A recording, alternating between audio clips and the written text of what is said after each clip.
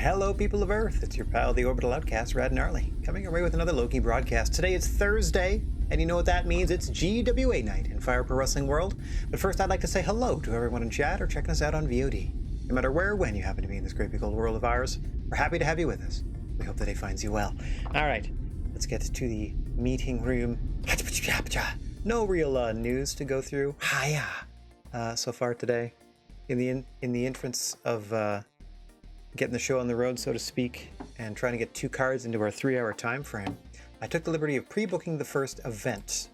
Now I know when I started the second generation of the GWA, I made a point to say I was going to do my best to avoid that, but it helps me better plan both shows that we end up broadcasting, like both events, if I pre-plan the first one so I can sort of lead it into the second. Like, to be honest, looking at it right now, I have 2 options on what to do for the second show of the month. The first one's completely booked and we're about to go run it. The second one I have pre-booked in my little text file if things go a certain way, and then I have a second idea based on our, let's call it standing amongst other promotions. Okay, so before I do anything else, let me get my big face out of the way. Hoo-yah! And then pop on over to the game itself. Let's get this event started. I don't think anybody needs to show up. Oh yeah, we have one friend. All right, we have one friend in here. Let's hope everybody shows up for work. Okay, we are finalized. Yes! All right, I guessed correctly. Okay, let me get myself back on screen for this.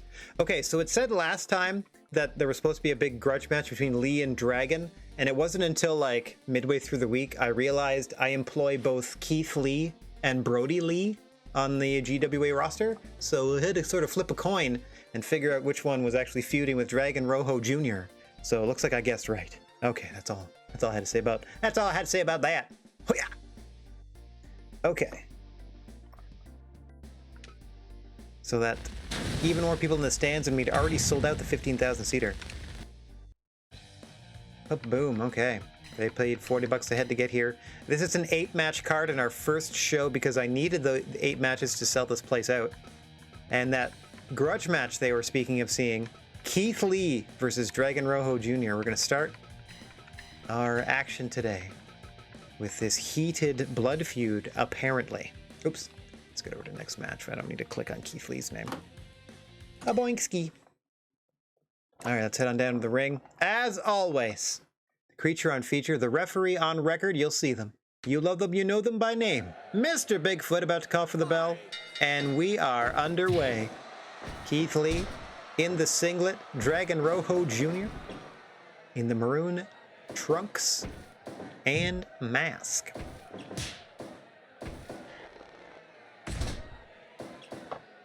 Keith Lee in the blue corner, Dragon Rojo Jr. in the red. If that helps. Test of strength here. Won by Dragon Rojo Jr. because why not? It's a video game.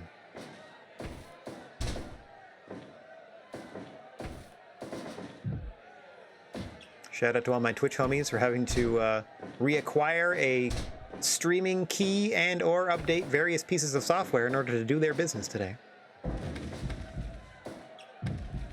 I know I had quite the fight with Leo Ranboard before I went on air.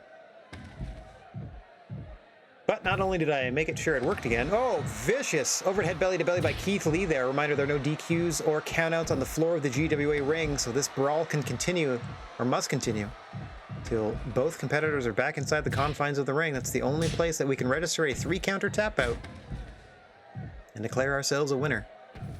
I don't know to whom's advantage it is to be out here on the floor. Certainly not Dragon Rojo Jr.'s if they're going to try a roll-up. Oink. Keith Lee just throwing Dragon Rojo Jr. all the way around the ring. Oh, now Dragon Rojo Jr.'s time. We've hit 3 of the 4 corners. Oh, Keith Lee getting a little revenge there. Getting the 3rd of 4. And then retreating back into the confines of the ring. Nice slam there by Dragon Rojo Jr. Trying to slow things down with a single leg crab. Anywho, so not only did I make sure that Leo Ranboard was properly working, hang on, Rings of Saturn attempt here. The 5-minute mark, but Keith Lee too powerful for that. Way too early in the contest to try to finish off Keith Lee with a maneuver of that caliber. And we fight on. Now let me say this quick. Leah Renboard not only got fixed, I actually updated it, so I have a newer version of the software, and it probably does more stuff. I have to go dig in later. That's all I was trying to get at. Before I was so rudely interrupted by this fine action here. And our opening contest, huge. Sort of a choke slam, sort of a spine buster there. All impact. Spine of Dragon Rojo on the ground. Oh, geez. Overhead throwing belly to belly, just bouncing Dragon Rojo Jr. off that ring post. Outside in. Keith Lee trying to get Dragon Rojo back in the ring the hard way. Oh, geez. Rolling elbow, now trying to whip him into the crowd. Nope. Up for the turning variation of the belly to belly. Rojo Jr. now with a quick body slam to try to stem the tide of offense. The hands of Keith Lee here, who's just putting the work in on the floor on Dragon Rojo Jr. here. Now Keith casually rolls back into the ring, struts toward the center. Looking to have things well in hand is Keith Lee. Hang on. Oh, leg drop to the back of the dome by Dragon Rojo Jr. into the cover. 2. Lee out at 2. Big pounce into the corner. I believe that was a pounce, period. Back and forth they go. You see Keith Lee trying to back Dragon Rojo Jr. up into the center of the ring.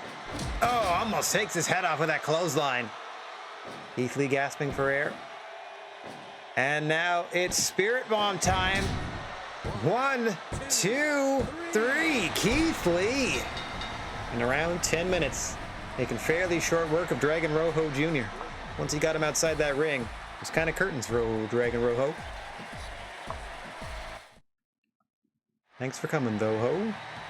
Do Spirit Bomb. Oh, yes, I must update my text fair. Okay. Boink, boink. All right. Starting off pretty well. Audience satisfaction. So far, so good. All right. Coming up next, we have tag team action featuring 2 of the stables here in the GWA, as the Squared Circle K is going to be represented by Kazuchika Okada and Keiji Muto against Drew McIntyre and Raven of the Doldrums.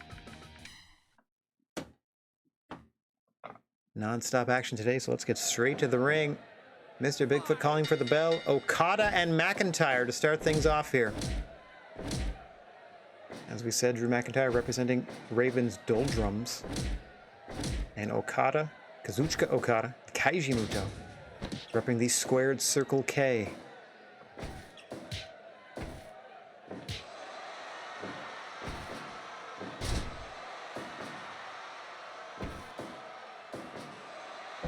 Okada quickly taking McIntyre to the floor here.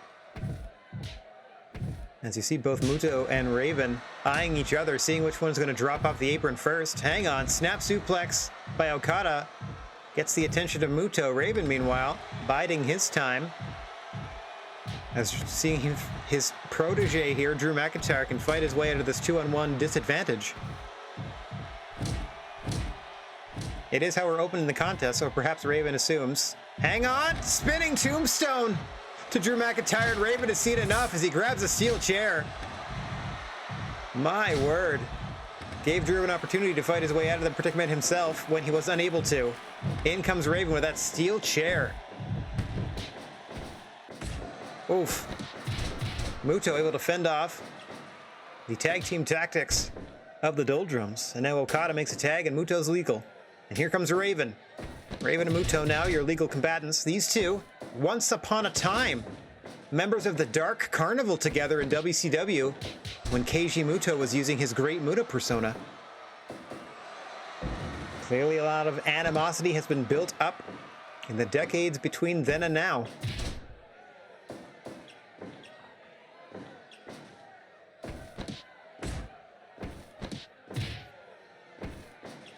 Raven reversing the hammer throw. Oh! And then Muto powering through the drop toe hold. Slaps on the figure 4. Signature offense out of Muto. He's going to spend most of the match softening up his opponent's back and legs for the figure 4 and the Shining Wizard. And if he absolutely needs to, He'll bust out that moonsault, knees be damned. Short arm scissors attempt, nothing doing there. Nice slam here by Muto, though. Off the ropes he comes, but Raven quickly back to his feet. Still fairly early in this contest. Now Raven gets the drop toe, and I think he may have hit the throat of Keiji Muto across the bottom rope in doing so. Muto instinctively tries a roll-up counter, nothing doing. A second one here, again, too close to the ropes. Great instincts, though, from the multi-decade veteran of the Ring Wars here, Keiji Muto, tagging out to his protege, Kazuchika Okada. Likewise, Raven has tagged up, and it is Drew McIntyre and Okada facing off in the ring here. The Scottish psychopath and the Rainmaker slugging it out. Huge clothesline, and then a big boot. Okada winning that strike battle for now. Roll up by McIntyre.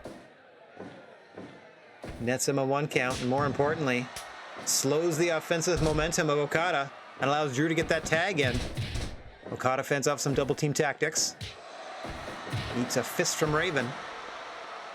One of the more cerebral competitors in the history of professional wrestling. Some consider him the spiritual successor to the terrifying Jake the Snake Roberts. Mind you, Jake's still out. I don't want to say active. He's still with us, of course. Nice dragon screw leg whip by Muto, catching Raven off guard and allowing Okada to get back into the ring and now tag Muta in. As you can hear, we passed the 10-minute mark now. The respective leaders of these factions, Muto leading the Squared Circle K, Raven leading the Doldrums, scoring off in the center of the ring now. Another drop toe hold from Raven. Kind of difficult to position your opponent here in the southern quadrant of the ring. Hang on. High-speed moonsault by Muto. All impact. Doesn't even bother going for the cover. It's thrown off the ropes by Raven, but able to counter that. Drop toe once again. As Raven tags in Drew McIntyre.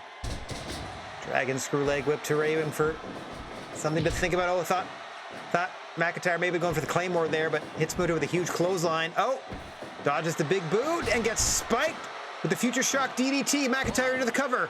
2. Muto kicks out. You can see Okada was already playing defense. Oh, hang on! Shining Wizard by Muto! Pulls McIntyre back to his feet. Interesting tactics here. Oh, luring him into his corner so we can get the tag into Okada in an advantageous position. Smartly done there by Muto, and you can see them taking advantage.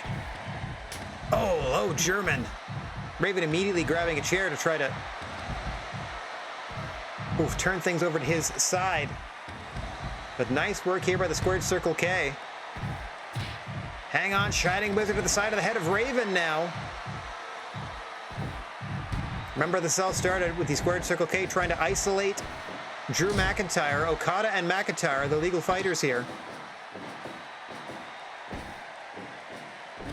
As things eventually settle back down and we crest toward 15 minutes gone in this tag team matchup. Second of 8 on this card. Not tag team match, just match in general. Elbow clothesline by Raven and McIntyre. Raven, of course, will be looking for any opportunity to hit that Raven effect DDT. Nice bulldog, usually a setup, a precursor, if you will. Okada tagging out, obviously the master of the Rainmaker. Clothesline, hang on, there's the Raven effect we were talking about to Keiji Muto. Raven rolls them over into the cover, 1, 2, wrong part of town though. Okada able to make the save. Had he hit that in his own corner, this match could have been over. Oh, low blow by Raven. Big smirk on his face while he did it too. Shining Wizard to the side of the head of Raven by Keiji Muto, but he can't follow up immediately. Now a rake of the eyes by Raven. Oh, punches into the discus lariat there. More classic offense from the leader of the Doldrums.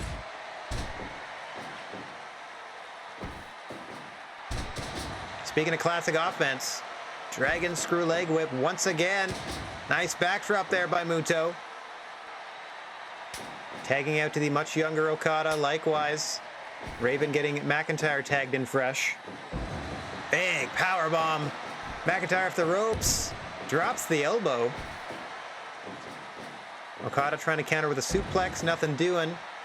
McIntyre has a scouted, hits one of his own. Oh, hang on, Rainmaker! In the center of the ring! Oh, Raven there for the save.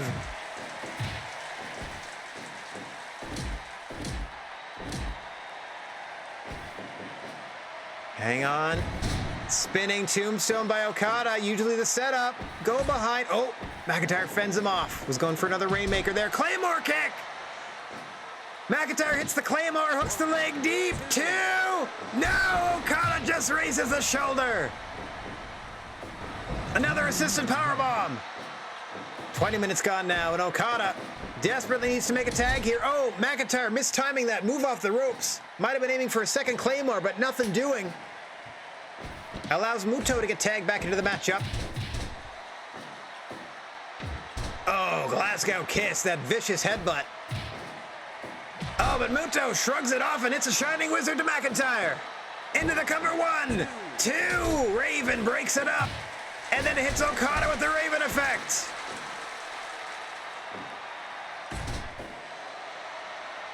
Muto dragging McIntyre back to his own corner.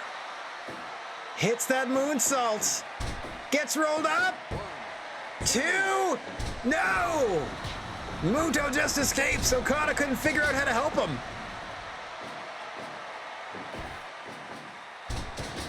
Dragon screw leg whip to McIntyre. Into the cover this time goes Muto. Raven again having to make the save. Oh, this is with a headbutt. It's a nice body slam into the ropes there. Does McIntyre on Muto and tags Raven back into the matchup. Dodges a low drop kick, sends Muto off the ropes, but Raven and Muto unfortunately knock noggins there. Both men down, both men back up. Shining Wizard to Raven. Muto pulls him back to his feet. Gets his eyes raked. Oh, diving shoulder block. Raven's up, but he's dazed. Trying to power through. Muto able to scramble back to his corner. Okada's legal. Shining Wizard by Muto. Russian leg sweep by Raven. What resilience from the leader of the Doldrums here. But you can see what it's taken out of him. Gets back to his feet and he's dazed. Now going toe-to-toe with Kazuchika Okada. Huge discus lariat absorbed by the Rainmaker. A big boot sends Raven down. Bulldog at the 25-minute mark. Raven trying to position him for something here. Waiting for him to stand. Big double axe handle to the back of the head. Haven't seen that 25 years. Now Okada with a DDT of his own. Not quite the Raven effect. Raven countering into a Russian leg sweep that time. Has had enough. Gets a tag into McIntyre. Okada fends off. A double team maneuver. Gets a nice STO variation on McIntyre. McIntyre immediately counters into a drop toe hold and hits the Claymore! Can't capitalize right away, and here comes Okada with a big boot of his own, tagging in Muto. Future Shock DDT to Keiji Muto.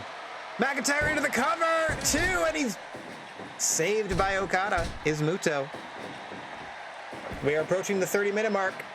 I bring that up because submission maneuvers get especially deadly after the 30-minute mark in these, this game, I should say. You know, not to break the fourth. Wow. McIntyre back to his corner, luring Muto closer to the red corner, in fact. Oh, double team clothesline to the neck of Muto. Shining Wizard to Raven. Oh, low drop kick. Muto ready for him that time. Another dragon screw leg whip. Gotta be thinking figure 4. Oh, hang on. Thinking tag out to Okada instead. Nice neck breaker there by Raven to Okada. Bulldog to Muto. Nice clubbing blow there by Okada, but Raven up to his dirty tricks as per usual. DDT by Okada. Rainmaker back to his feet first.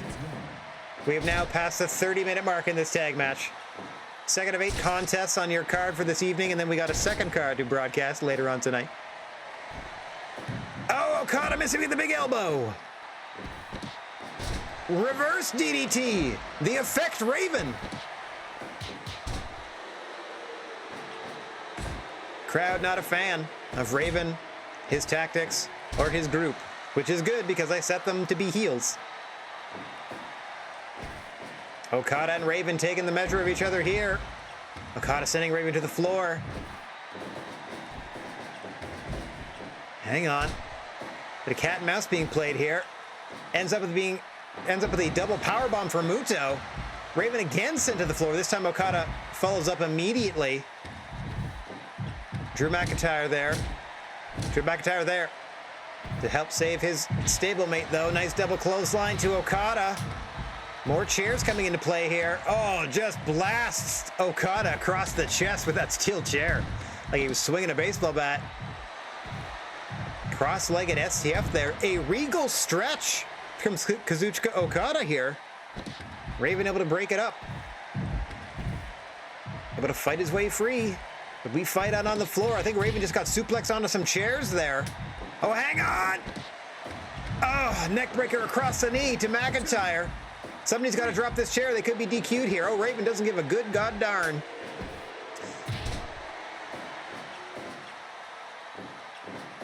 All right, we finally settled down here. McIntyre and now Muto, your two legal combatants. Drops Okada with an air raid crash, but hang on, here comes Muto off the ropes. Big drop kick to the chest of Drew McIntyre. Oh! McIntyre with a dragon screw leg whip of his own.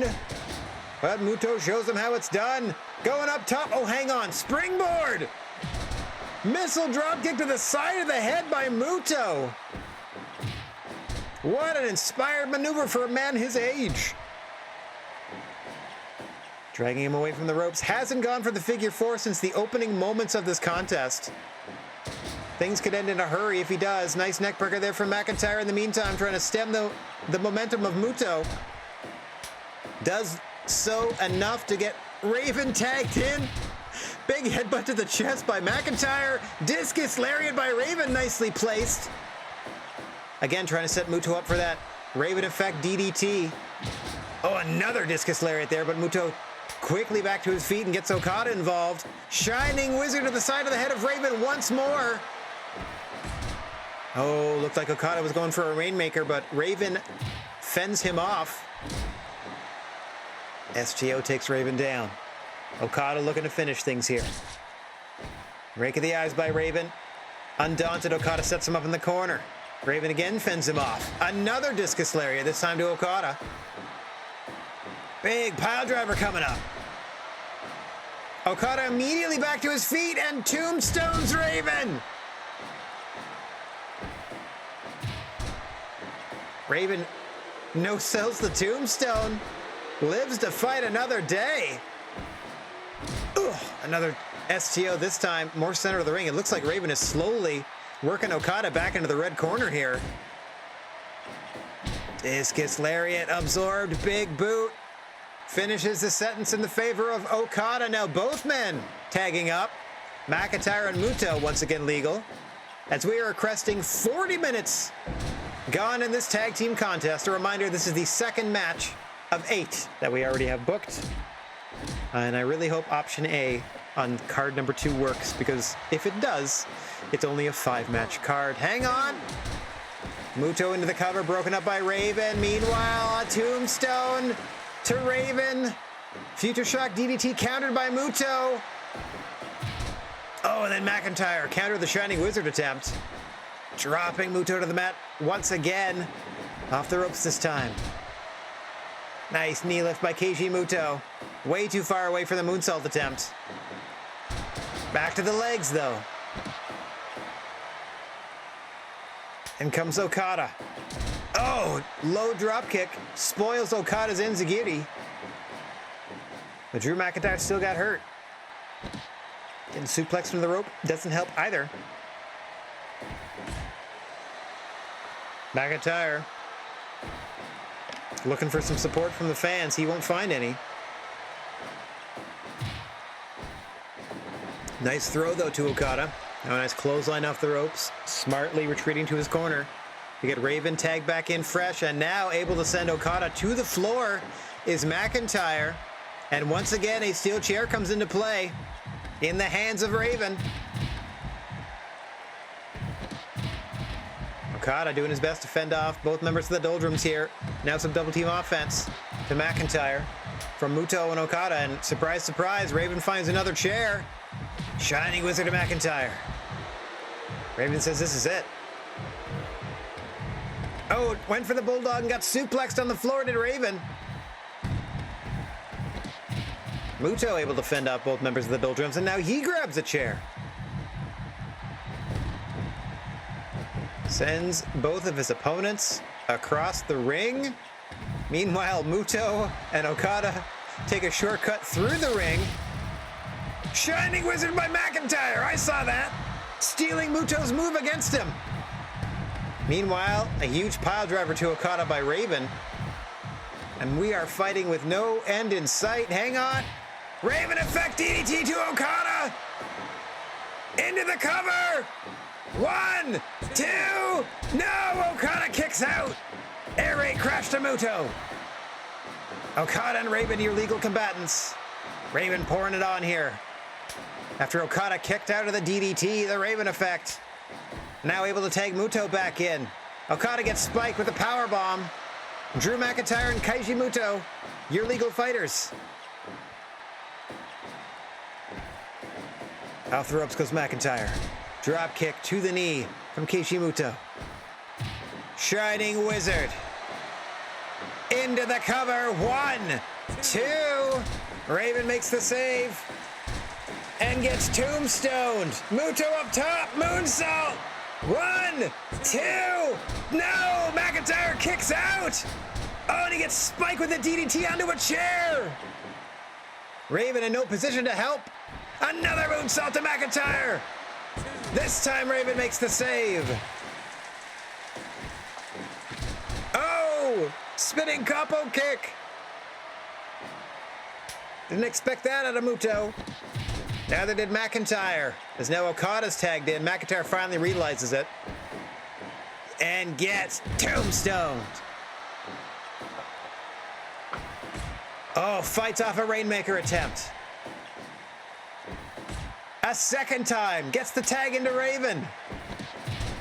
No time limits in these matches, by the way. This is about to be the longest match in GWA history. Didn't even have a time cue to say that there are 50 minutes gone in this matchup.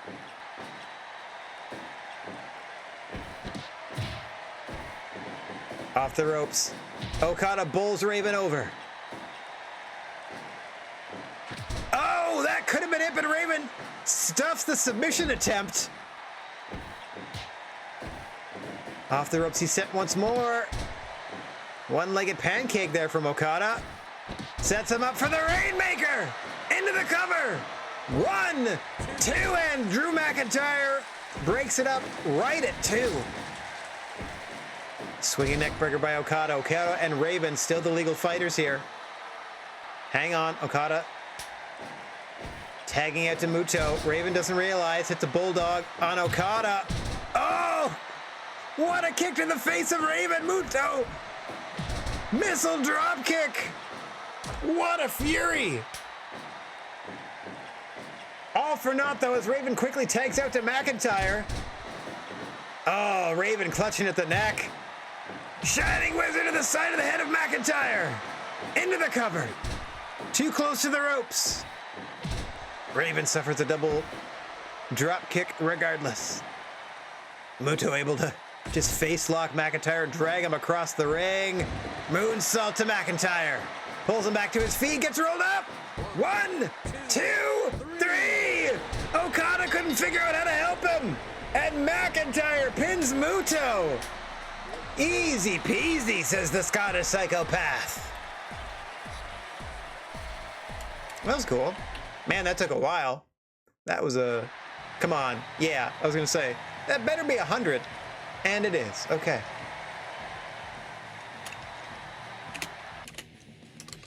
Woo. My word. Like, I don't know why we booked a 1-hour tag match in the second match on the show, but whatever. That's the way the show is going to rumble. Ends with a roll up. Ends with a roll up. Cornette would have loved it. All right. I mean, I don't even know what else to tell you.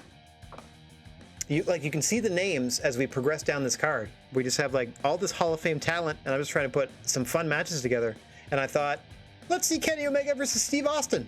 And so we shall.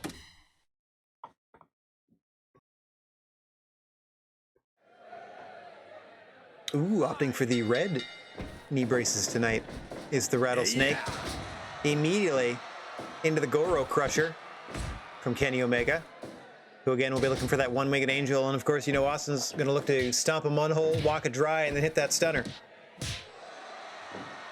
One of the less enthusiastic members of the GWA roster. In fact, most of our quote-unquote Hall of Fame division, not the most thrilled to be a part of our organization, but we're doing our best to appease them by giving them showcase match after showcase match, and it's up to them to raise their level of performance enough to get a win against the current crop of talent that today's wrestling represents.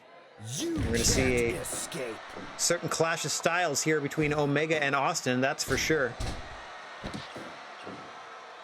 Omega, one of the breed of the ultra-athletic professional wrestler of the day. More studied in more varied aspects of international styles of wrestling than I would imagine Steve Austin remembers even viewing in his lifetime. Austin's very much of an eat broke, don't fix it brawling style, not to say he doesn't have some technical prowess. So you can see those heavy hands of the Rattlesnake coming into play already. Doesn't have to be fancy, it just has to be effective.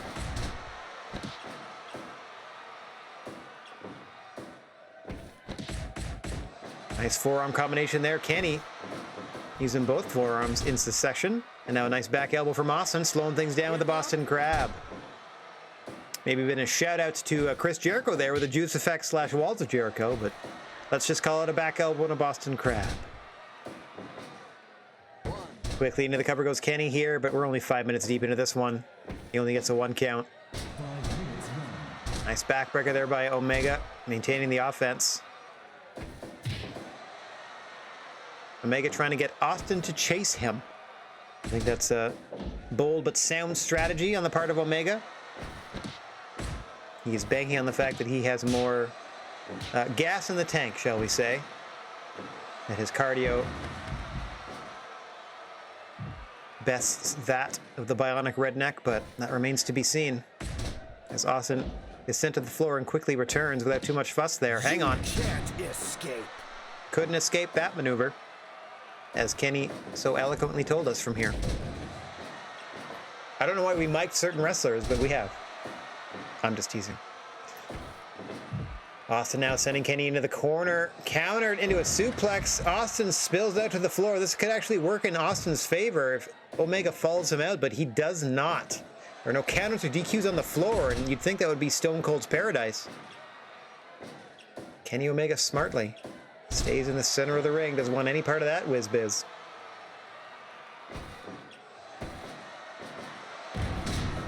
Nice elevation on the backdrop suplex there from Omega. A lot of crispness to his offense. Tends to snap things off, pun intended, as he does have a maneuver called the Snapdragon. We may see it at some point during the course of this one.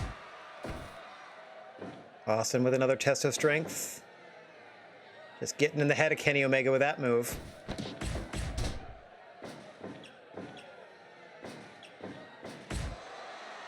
Knees and forearms to the jaw of Austin. Hang on, cross-legged brainbuster by Omega, but Austin rolls through and he's right back to his feet.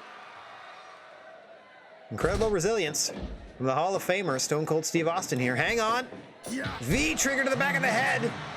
Austin's right back to his feet. We don't normally see that. Hang on, Snapdragon into the corner.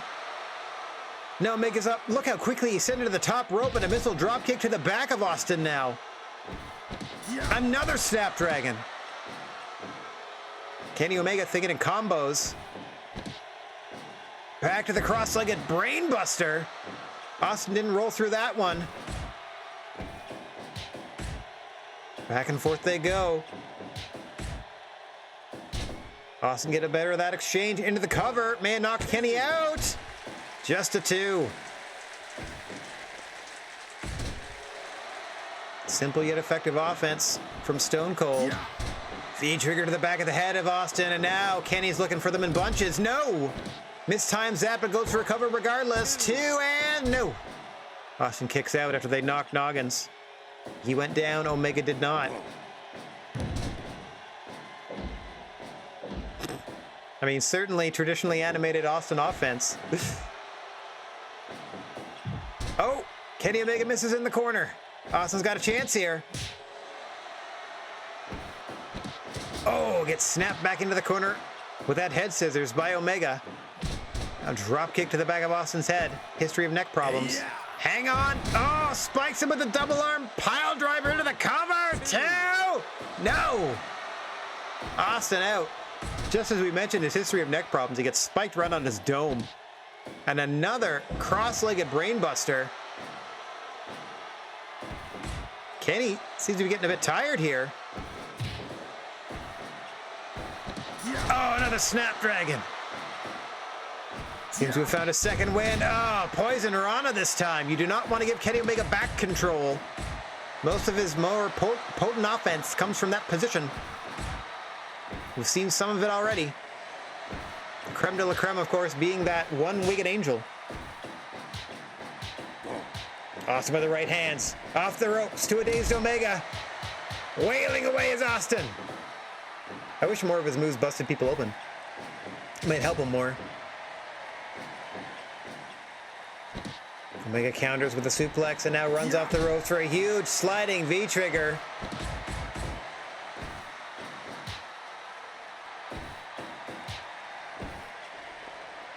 Oh, low blow by Austin.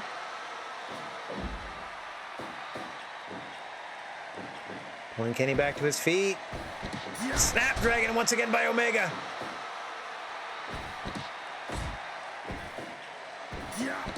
Another Poison Rana. Omega dragging him away from the ropes. A second Poison Rana in a row, but Austin's right back to his feet. Chop to the chest takes care of that. Oh, but he was playing possum. Austin getting in another low blow.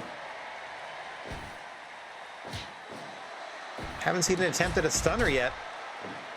Kind of surprising as we're cresting towards 20 minutes gone in this one. Omega says this is it. Looking for that V-trigger off the ropes. Blam! Nails him in the back of the head. Off the ropes the second time.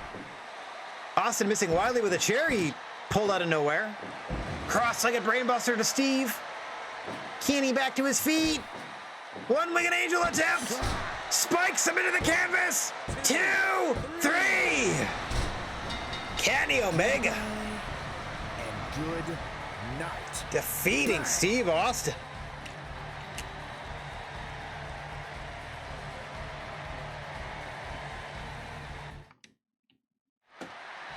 Oh, wow. All right, well, I hope he doesn't complain. He took the loss, did Austin, but it was a 5-star match. So maybe feel good about your performance. I'm just creating the opportunities. It's up to you to actually win them. Speaking of, I just thought, wouldn't it be cool to see Kurt Angle and Kenta Kobashi on a tag team together? And I just started trying to brainstorm who might they want to face, and I came up with Shawn Michaels and CM Punk. So you're about to see Kurt Angle and Kenta Kobashi versus Shawn Michaels and CM Punk. Some good stuff going on in this one. And we are underway. Michaels and Angle had that famous feud in about, I want to say, it was 2005, wasn't it? Yeah, it was like WrestleMania 21. They had a sort of a series of matches, including an Iron Man match on Raw, I believe. Phenomenal contests, all of them, of course. 2 world-class professionals, 4 world-class professionals in this ring right now. 5 if you count Mr. Bigfoot. As we see the first tag out to Kenta Kobashi from Kurt Angle. Kobashi, former GWA heavyweight champion. Shawn Michaels, former Hall of Fame champion.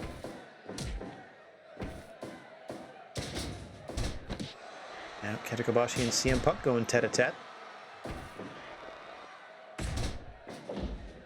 Punk with a tangential connection to Kenta Kobashi, if you consider the fact that most of his more effective offense was, shall we say,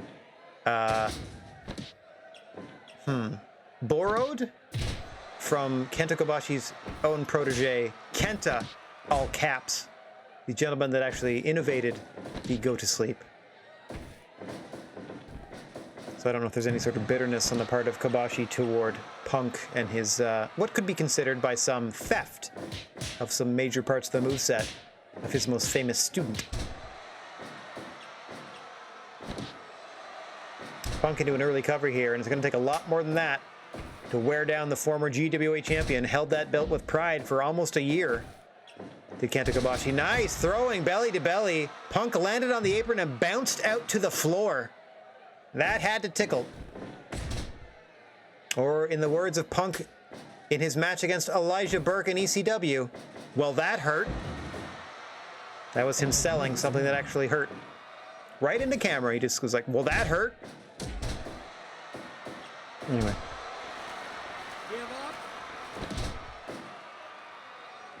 Figure 4 attempt thwarted.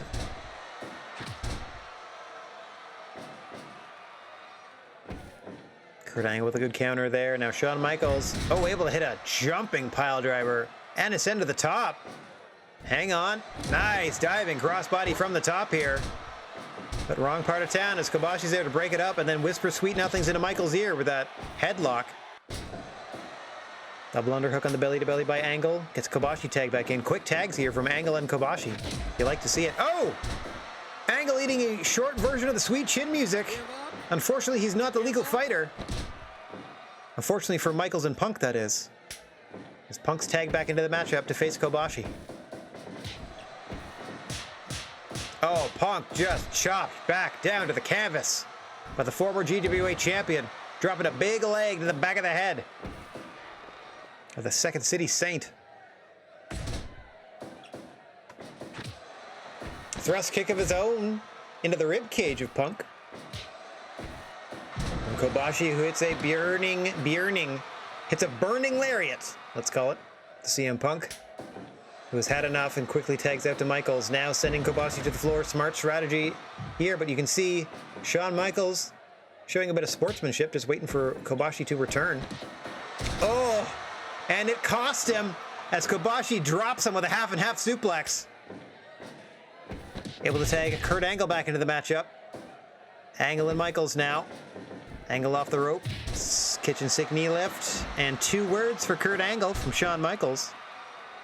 Gets rolled up, but just a 1 count as we are approaching the 10-minute mark. Here it comes. And there it goes. Shawn Michaels with an elbow drop that he pops so high he's practically off the screen.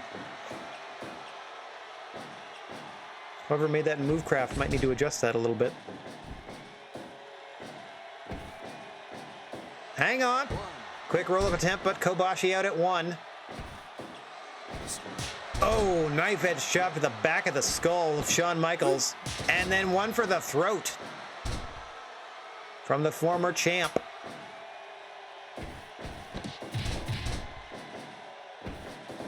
Punk tagged back in, sent off the ropes. Able to power through that burning lariat attempt by Kobashi. Punk setting him up for what? We'll never know, because burning hammer to CM Punk. Kobashi rolls him over. 1, 2. Oh, I don't know if Punk escaped on his own or if Michaels was able to help him. All I know for certain is that Kurt Angle stayed on the apron. Orange crush by Kobashi. Punk barely escapes once again. This time, Angle came in to play a little defense. I was going to say Punk desperately needs to make a tag, and so he does. Likewise, Kobashi makes a tag on his end, and we're back to Michaels and Kurt Angle.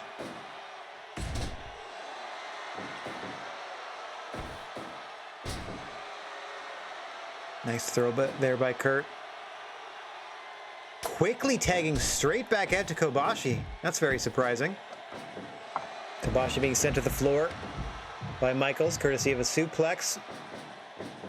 He's going to return before Punk has a chance to squirm his way around the ring to do any lasting damage. Michaels off the ropes once again. Big clothesline there into the figure 4. Always a wise move to try to ground your opponent and keep him there. Oh, thrust kick by Kobashi. Right into the face of Shawn Michaels. That kick was almost super in nature. Michaels again trying to slow things down with the submission attempt. Kurt Angle's seen enough of that. Off the ropes comes Kobashi. Huge lariat. Tags out to Angle. Michaels able to fend off both of his opponents and get Punk tagged back in. Kurt Angle, CM Punk in the ring now. Angle eats a pile driver. Punk pulls him right back to his feet. And the two are slugging away. Spin kick by CM Punk.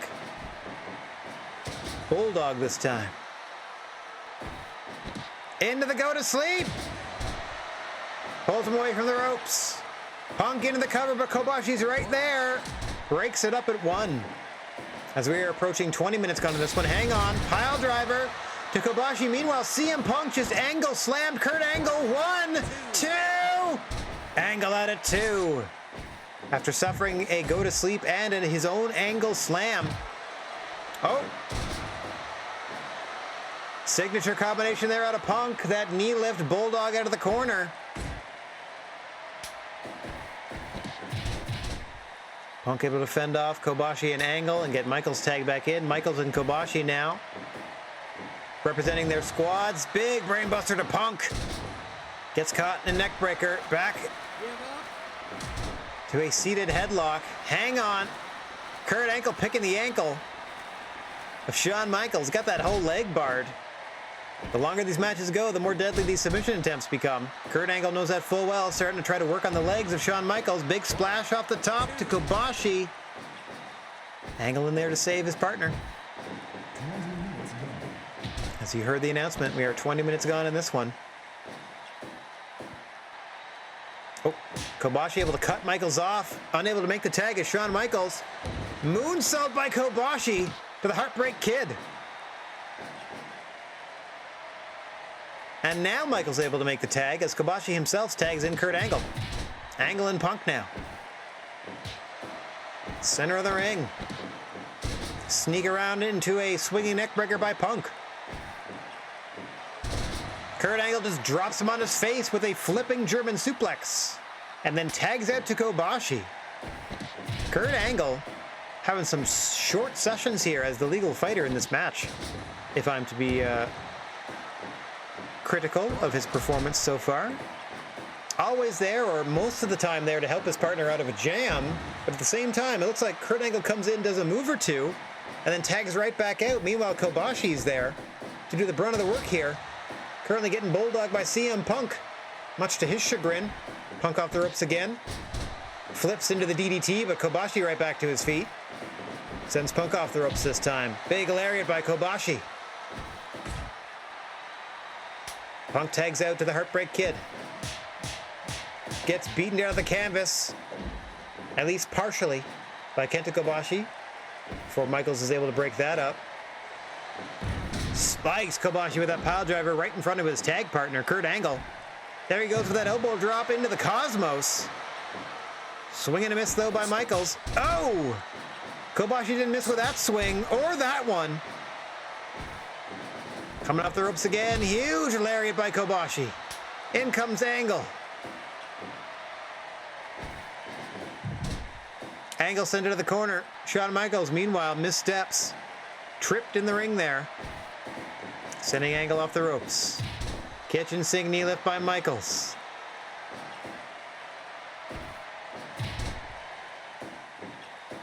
Shot to the midsection by Angle. Rolls them over. Oh, thought he might be going for the ankle lock. Hang on, rolled up by Michaels. Escapes it too. Kobashi distracted by Punk, unable to make the save. Kurt Angle on his own, but able to escape. Michaels making a quick tag to CM Punk. Dropping Angle with another pile driver on his way out. Ankle lock by Kurt Angle. Oh, and Michaels breaks it up. Kobashi unable to protect him.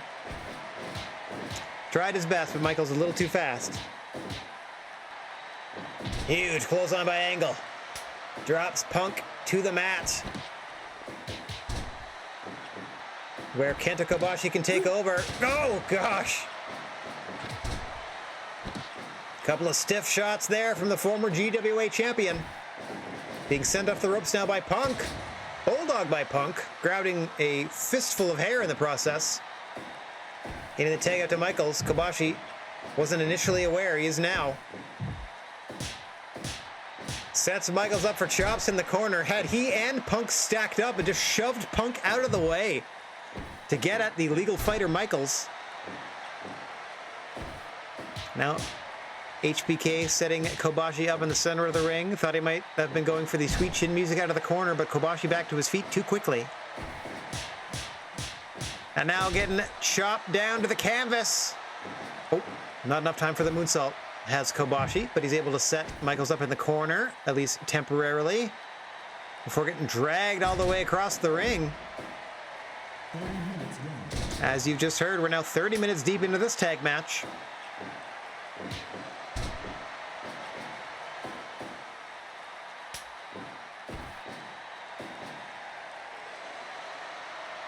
Delayed vertical suplex sends Punk to the floor. Angle turns his attention to Michaels. Meanwhile, Kobashi follows Punk to the floor. Oh, orange crush to Punk. So Angle and CM Punk are your legal fighters here. Until Punk gets back into the ring, this brawl will continue. Oh, huge burning lariat to Punk on the floor. I saw that. Michaels again shoving his opponent to the center of the ring, but not following it up with that sweet chin music variation out of the corner. Haven't seen him go for it once. Goes for this elbow drop a ton as he levels Kurt Angle with it. Meanwhile, on the floor, CM Punk spiked with a brainbuster, and Michaels just dropped Kurt Angle with the sweet chin music and then posed, real proud of himself.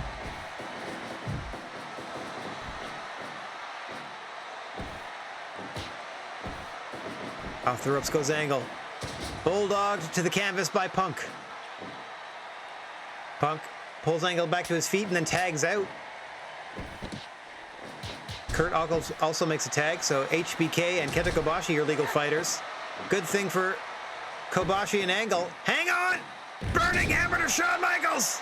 Drags him away from the ropes! Into the cover goes Kobashi! 1, 2, 3! Former GWA champion Kenta Kobashi putting the finishing touches on this tag match with a huge burning hammer to the Heartbreak Kid. This thing is over. Big win for the former champ.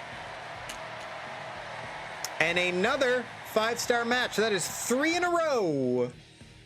3 in a row.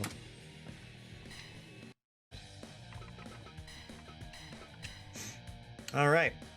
Oh yeah, again, just doing matches I wanted to see. Jon Moxley, Darby Allin. I'd settle for that in real life or, you know, this video game. Let's check out the video game version right about meow. Funk Soul Brother. Boom, and we're on the hap. Here comes Mox or Zom, depending on which way he's facing. Because you have to make textures that apply to both sides of the body. You can't have non-matching or whatever. Wow. My brain is a huge brain fart trying to think of that word.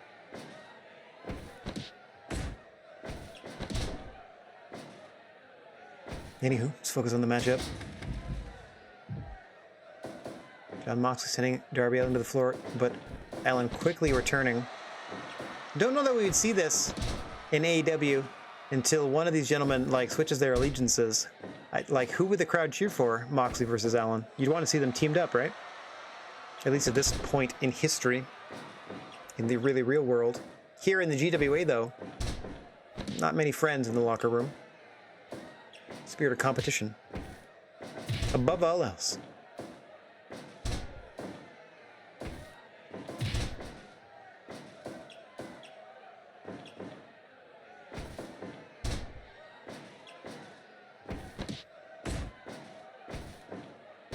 Nice DDT there from Jon Moxley, the first major offense of the matchup, I would say. Now follows it up with a body slam to send Allin to the floor once again. Oh, a bit of cat and mouse there. I don't think Well, I was going to say, John Moxley probably has the advantage on the floor, but I wouldn't put it past Darby Allin to come up with some tricks of his own.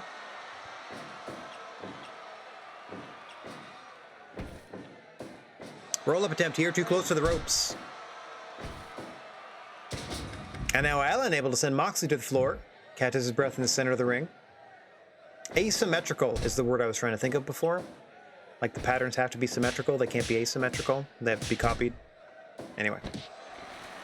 Give up. 5 minutes gone. Just passing the 5-minute mark after a pair of barn burner tag matches, let me tell you. I mean, sandwiched in between them was that Kenny Omega Steve Austin match as well. Real good night of wrestling so far if you're a GWA fan. Moxley and Allin have a lot to live up to. Not that they're concerned about that. They're just concerned with defeating the other. Oh, Moxley with those chops across the jaw of Darby Allin. Hang on. Paradigm shift. Just spikes him there. Does John Moxley into the cover. 1, 2. Darby Allin able to escape. Out of nowhere, Moxley hit that paradigm shift, but Darby Allin rolls the shoulder and somehow fights on. Nice drop down into the drop toe, into the elbow from Allin. Not only fights on, but got about a lot of pep in his step. Couple of body slams trying to position Moxley more toward the corner. You know Darby Allin's got to be thinking coffin drop. Oh no, another paradigm shift to Darby Allin. Into the cover again goes Moxley. 1, 2, and no! Allin again escapes. Perhaps if Moxley hooked a leg, or if he did hook a leg, or perhaps if he hooked both. As we are sub 10 minutes, and poor Darby Allin already been spiked by a couple of paradigm shifts, but somehow, some way fighting on. Another DDT variation there by Moxley.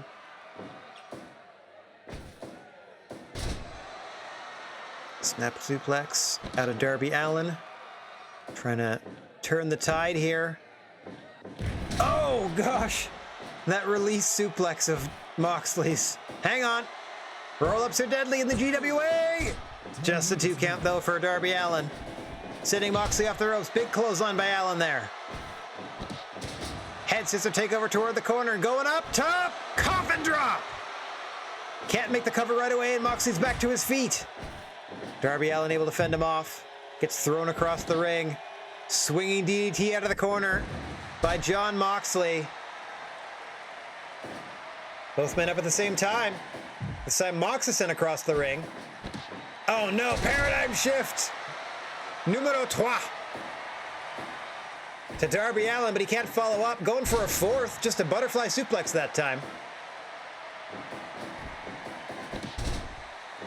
Now a hanging clothesline or a falling clothesline. Bulldog style, let's call it. British Bulldogs, that is. Moxley with that discus lariat. Winning that strike battle. Following it up with a nice boss man slam off the ropes. The Scrap Buster. Spike with a DDT once again by Allin. Allin hanging on by a thread, but that's how he wrestles most of his matches. He is mostly heart. Also some skin and bones. Setting up in the corner. Coffin drop. Into the cover. 1, 2. No, Moxley escapes it 2. Now Moxley going up. Big elbow drop to Darby Allin right on the belt buckle. Allin retaliates another vicious DDT. Sending Moxley off the ropes this time. Drop down by Darby. A second drop down. Off the ropes he comes. Nicely done into the roll-up. 2. No! Moxley escapes again. Oh. Drops him with that spin-out suplex. Butterfly style that time. Not quite the paradigm shift. DDT. Glue his last 2 moves together and you would have had his finish. Mox might be trying to play with Darby Allin here a little bit. That might come back to bite him in the hindquarters. Oh, case in point, here he comes. Coffin drop to the back of John Moxley. snaps off another head scissor and climbs to the ropes. Or climbs up the ropes, I should say. Diving Hurricane Rana. Small package, 1, 2, 3. Darby Allin wins. Able to survive a trio of paradigm shifts. Apparently, that third shift dropped him right back into his own lane, because Darby Allin is able to pick up the win. 85, I'll take it. I'll take it. That is a babyface Darby Allin beating a heel Jon Moxley, so that works for me. Okay, ooh, all right. We only have one tag match left, and then 2 singles contests rounding out this first card. And then I'm going to try to do a little, not treachery, I'm try to do a little business. Little business. All right, coming up next. All right. Let me go over here and just tell you who's involved in this matchup. We have a 6-man tag team matchup. Now, the current reigning and defending, well, not currently defending, the current GWA heavyweight champion of the world, Mitsuharu Misawa. Let me get myself on cam for this. Hi! The current GWA heavyweight champion of the world, Mitsuharu Misawa, is going to be teaming up with 2 members of the Standard. Those 2 members being Bret the Hitman Hart and Brody Lee. And on the other side of this combination, they're going to be facing the Hall of Fame champion, The Undertaker, who for this evening is teaming with our tag team champions, Dave Mastiff, Bill Bullock, the Yard Dogs, all part of The Undertaker's Yard. I just realized as I said it aloud. So let's get down for Undertaker, Mastiff, and Bullock versus Brody, Bret Hart, and Misawa. Let me get myself out of the way. And let's get down to the ring. After I save real quick. Just cause. Boink!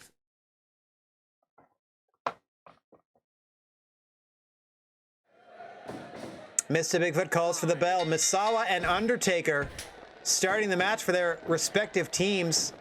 Misawa, the reigning GWA heavyweight champion. The Undertaker, the current reigning Hall of Fame champion. These are the 2 biggest dogs in the GWA yard going tete-a-tete. And there you can see Misawa's partners for this evening, Mr. Brody Lee and Bret Hitman Hart.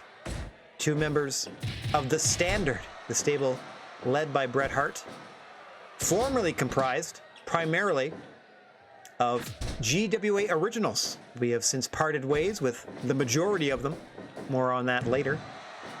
Maybe I can update you between shows. Depending how things shake out, you may or may not see the newest member of the roster and member of the Standard tonight. Could save that for next week. Oh, Misawa getting a quick tag in to Bret Hart. Likewise, Undertaker tagging in 1/2 of the GWA Tag Team Champions of the World. Big Dave Mastiff in there with Bret Hart now. Don't let his stout stature fool you. Dave Mastiff brings quite the power game. That low center of gravity. Boom! Coupled with athleticism like that, as he hits that combo kick to the dome of Bret Hart. Smartly tagging out to Brody Lee. Speaking of power.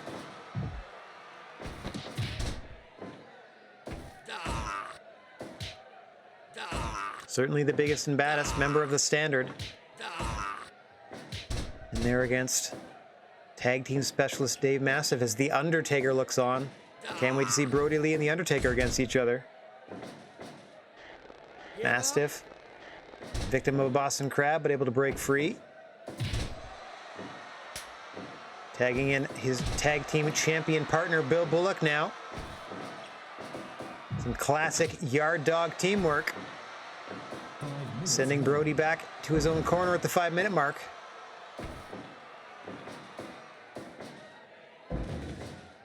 Nice counter there by Brody Lee. Tags Bret back into the matchup.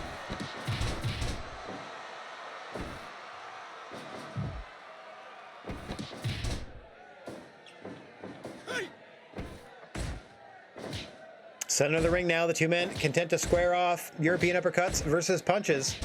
Punches win for now. That Prison Yard strength of Bill Bullock, the convict, coming into play there against the Hitman, who now tags into The Undertaker. Bret Hart v. Undertaker. Nice double dropkick. Didn't expect that out of the dead man.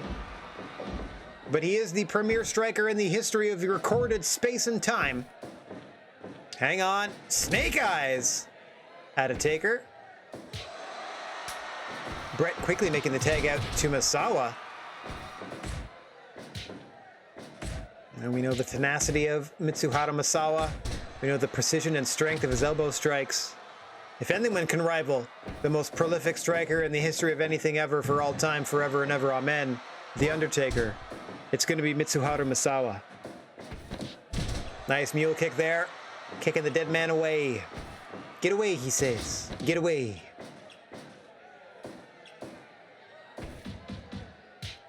Oh, Misawa doing his best to cover up, but the overwhelming strike power of The Undertaker. Almost too much. Misawa gets some more space there with that. Oh my! Assisted up on Frozen by Brody Lee getting the tag in, and now we got Brody Lee and The Undertaker. Brody Lee trying to prevent Undertaker from making a tag, as it seems he is wont to do. Yeah. Undertaker retreating from Brody Lee. That's how I'm going to phrase it. Quickly getting out of there. When across the ring from Mr. Brody Lee is The Undertaker, tagging out to Bill Bullock. Could be an intimidation tactic. Could be trying to convince Brody Lee he is not worth The Undertaker's time, or it could be just what it looked like. Undertaker backing off. Low blow by Bullock, gets a 1 count. Bret Hart in and out quick to try to help out his partner. Allows Brody Lee to make the tag to Misawa. Some green gear on green gear violence coming up as Bill Bullock misses wildly with that moonsault attempt. Gets thrown into his red corner by Misawa. Reverses. Able to get the mount on Misawa there for a 5-punch. Oh. Oh. Bit of miscommunication there. Misawa looking to take advantage. Nice scissor kick to the back of the head. Shot to the midsection now. The GWA heavyweight champion of the world, who has been on the losing end of a few tag matches against the tag team champions. Before they were champions, as it happens. Hang on. Speaking of, Mastiff into a cover, getting a 2 count. Nice headbutt by Bret Hart. Oh, followed by a stiff elbow to the back of the head of Dave Mastiff from Misawa. Elbow across the chest, Mastiff absorbs it. Caught with the Tiger Driver, 91. Spiked on top of his head is Dave Mastiff, who hits a beautiful powerbomb in reply, but Brody Lee is there to break up the pin attempt. Oh, and a Falcon Arrow to Dave Mastiff on his way out of the ring. Brody Lee doing the deal. Meanwhile, Bret Hart's been tagged in. Hart and Mastiff now. As we approach 15 minutes. Gone in this tag team contest. Nice tilt-the-world slam there by Mastiff, taking back into his championship partner, Bill Bullock. Yard Dogs going to work on Bret Hart. Bret able to counter. Nice spine buster there by the Hitman. A second one to Bill Bullock. Into the figure 4 from Bret. Misawa into play D. Here comes Brody. But Undertaker able to save things. Misawa gets caught with rolling heels by Mastiff. Back and forth they go. Uppercuts and punches once again. Boom, and it's Bill Bullock once again coming out on top with that discus lariat. Can't find enough time and space to make the tag though, as Bret Hart's able to tag out to Brody Lee, who knows a thing or two about discus lariats. Big super kick from Brody Lee. Gets sent off the rope by Bullock. Main event spinebuster by Bill Bullock. Plants Brody Lee and gives Bullock the time he needs to tag The Undertaker back in. Oh, big doctor bomb there out of Brody Lee. And one for The Undertaker as well. Pulling him down and back into that cover. Sending Taker off the ropes now. Big shoulder tackle from Brody Lee.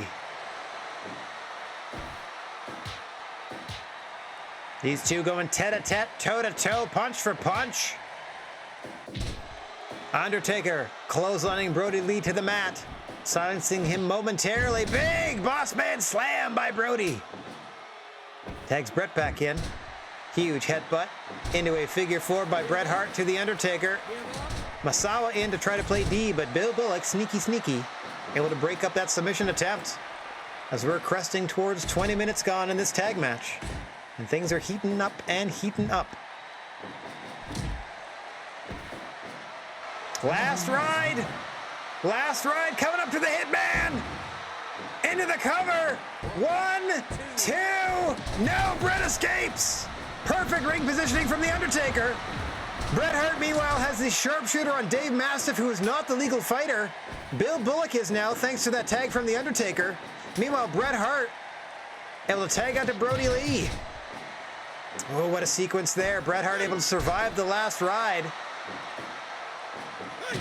Fight to live another day. Bill Bullock with that low blow, followed by that discus lariat. Brody Lee sending him to the floor now. In the wrong part of town is Brody Lee. Got a cat and mouse, though. Things seem to be settled without too much incidents. Oh, another low blow by Bill Bullock. Mocking the team across the ring from him.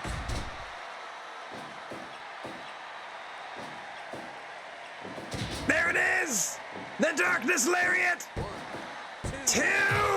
Oh, Dave Mastiff just saves the matchup for his partner there. Bullock off the ropes now. Huge lariat to Brody Lee now. But he's back up to his feet and quick. Big side slam to Mastiff, who's now the legal combatant for the team in the red corner. Brody Lee, meanwhile, tags into your GWA heavyweight champion, Mitsuhara Misawa. Oh, here come the elbows. Elbow versus uppercut. Spoiler alert. Elbow wins. Oh, a couple of rapid fire ones from Mastiff. Off the ropes he comes. Huge Vader attack. Into the STF. Oh, Bret Hart there to break it up. Oh, heart attack to The Undertaker from Brody Lee and Bret. Mastiff counters Misawa into a powerbomb, and then another heart attack, this time to Bill Bullock. Frog splash to the wrong man. Bullock able to tag out to The Undertaker. Undertaker and Misawa legal. Last ride coming up to the GWA champ. Planted by The Undertaker. Into the cover. 1, 2, 3. The Undertaker has pinned the GWA champion. The Hall of Fame champion has pinned the GWA champion. Let me just write in future title match. Ooh. How do we do? 98? I'll take it. I'll take it.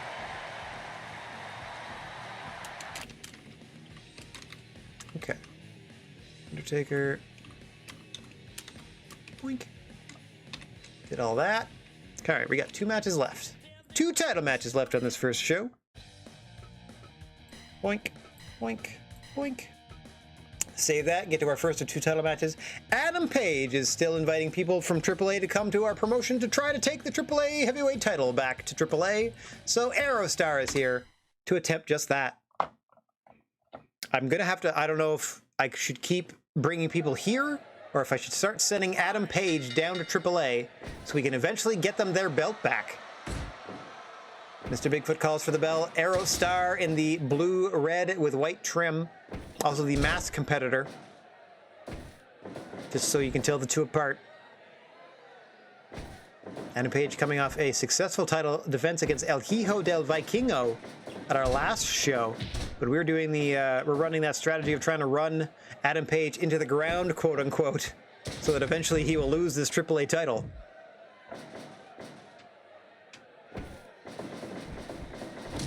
Somehow it's getting more prestigious by being featured on bigger shows than AAA would be featuring it on, at least in the States, I guess. But the plan is we're trying to return all of these sort of vagrant titles back to their promotions. I mean, I know we put ourselves in this pickle with Adam Page through our promotional battling, but there are 3 other championships currently belonging to free agents in this wrestling universe, and we're going to do our best to try to realign those belts with their respective promotions. I want healthy competition this generation. I don't want to see more promotions going out of business from unscrupulous business practices. the likes of which we are not practicing this time around, though we did last time. We're not stealing anybody's belt. We're doing our best to try to get them back. And as you can see, Aerostar doing his best and succeeding in winning that strike battle with AAA champion Adam Page, fighting for the pride of himself and his home promotion as Aerostar.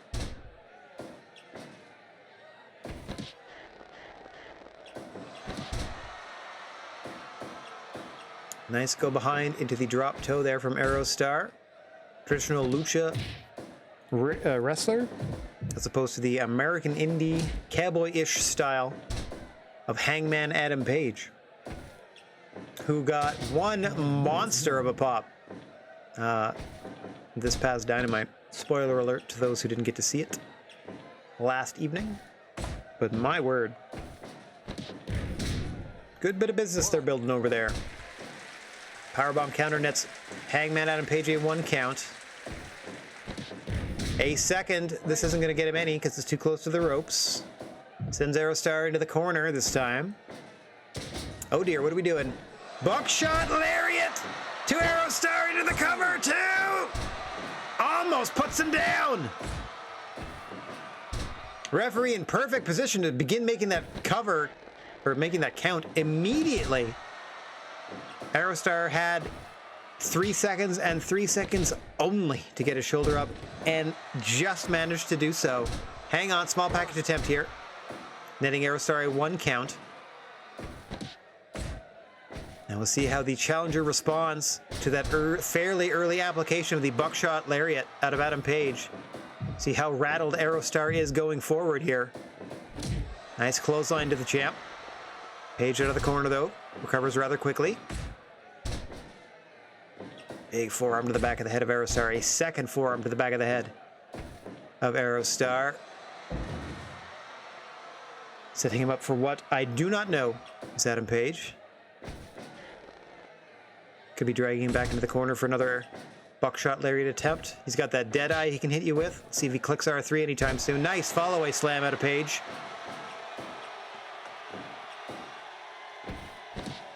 Hang on. Ushi-gadoshi to Aerostar, who rolls through as best they can to absorb the shock of that impact. Gets set up in the corner once again. This time power bombed, but too close to the ropes, able to grab the bottom one as Aerostar. Haven't seen a lot of offense out of the challenger in a couple minutes here. There we go, tilt-a-roll backbreaker. Snaps off a head scissor. Page cuts him off. Hang on! Deadeye by Adam Page into the cover. 1, 2, and 3. Relatively easy work of Aerostar made by Adam Page here. Not the barn burner I was hoping for, but that's okay. That's okay. Oof. Just a terrible result, if I'm honest, in terms of match quality, but that's okay. We got a lot of goodwill built up with this audience. And we retain the AAA Championship. Okay, let's save this once again. Time for our main event. The GWA Junior Heavyweight title on the line. Ilya Dragunov set an open challenge, and it has been answered by Squared Circle K's Kairi Sane. Not wasting any time here. Let's get down to the ring for your main event of the first show of the evening here. Kairi Sane in the black, Ilya Dragunov in the red. Dragunov your champion, Sane the challenger.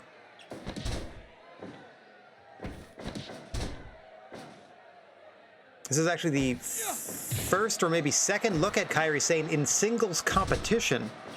But as we said, Ilya Dragunov issuing that open challenge. First come, first serve. Kairi Sane signing up before anybody else, so here we are. Equal opportunity butt whooper is Ilya Dragunov, your junior heavyweight champion. It's only a 10-member division at the moment. So everyone in the junior division is in the top 10 in the junior division, which is kind of nice.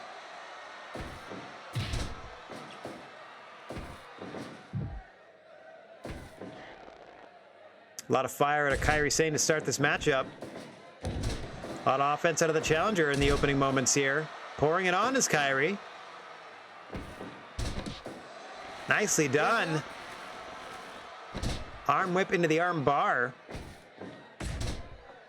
Shades of Kairi Hojo, her former moniker. Oh! Oh, we're going forearm for slap here. Forearm wins. Go Kairi. Hang on. Sails the 7 seas. Into the cover already. 1. Oh, just a 1 count. I thought it was too good to be true, and Dragunov proved me correct. Kicking out at 1 after that insane elbow from Kairi Sane. Tilt-a-whirl, pop up into the DDT, and now a cross-legged Boston Crab. This match has been all challenger in the opening minutes here. Dragunov having a difficult time getting out of the blocks. That is unusual for the GWA Junior Heavyweight Champion, who's been on a tear. Nice front flip into the neck breaker there from Sane. Again, back to the cross-legged Boston Crab, which has got to hurt terribly. Like, at least with a Boston Crab, there's some natural bend to your legs that you can account for to maybe alleviate some pain. But crossing your legs first negates all of that, like cancels it out immediately. Ouch. Sane reversed into the corner, but able to just escape on her own. Oh, sliding knee to the face, but Sane into the cover after that. Very interesting strategy by the challenger. Proving just how unfazed she was by that knee to the temple. Getting pulled into the corner now. Knee out of the corner. Back to the cross-legged. Boston Crab goes Sane. Excellent strategy to this point from the challenger.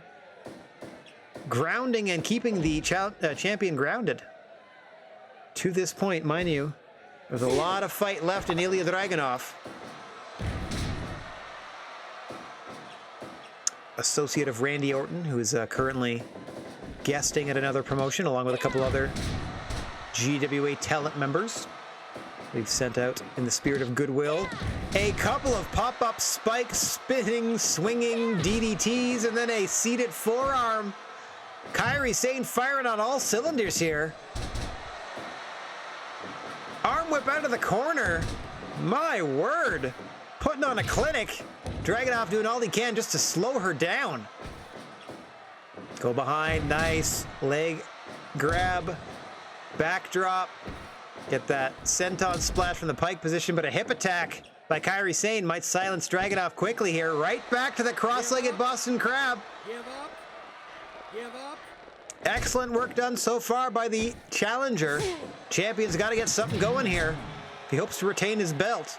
As we've just passed the 10-minute mark, you can see Dragunov taking every opportunity to catch his breath. Standing spear, sliding forearm. Kairi Sane on fire. Hang on. No, rolled through. 2. No, Dragunov just escapes. Powerbomb counter there by Kairi Sane into the roll-up. And we almost crowned ourselves a new champion. Back and forth they go once more. Blocked! Kairi Sane! With that knife-edge chop, maintains the offensive advantage. Another big hip attack, going up top now. Insane elbow! Into the cover, 1, 2! Dragunov kicks it 2! Front flip, swinging neck breaker by Kairi Sane. Low drop kick, no doubt taught to her by stable leader Keiji Muto. Dragunov all the way across the ring with that clothesline. Oh, but you can see he has gassed, is your champion. Doing his best to fend off Kairi Sane. Struggling to catch his breath is Dragunov. Excellent counter wrestling, keeping him in this contest at the moment. He's trying to get his win back. Signals to the crowd that he's ready to go once again. Sends Sane to the floor. Retreats to the center of the ring to again make sure he's got enough cardio to endure after a flurry of offense for the opening, I'd say, 12 minutes of this match. It was mostly Kairi Sane. Now Dragunov trying to fight his way back, and it starts with those chops to the side of the head and that vicious lariat. Nice combination there from the champion.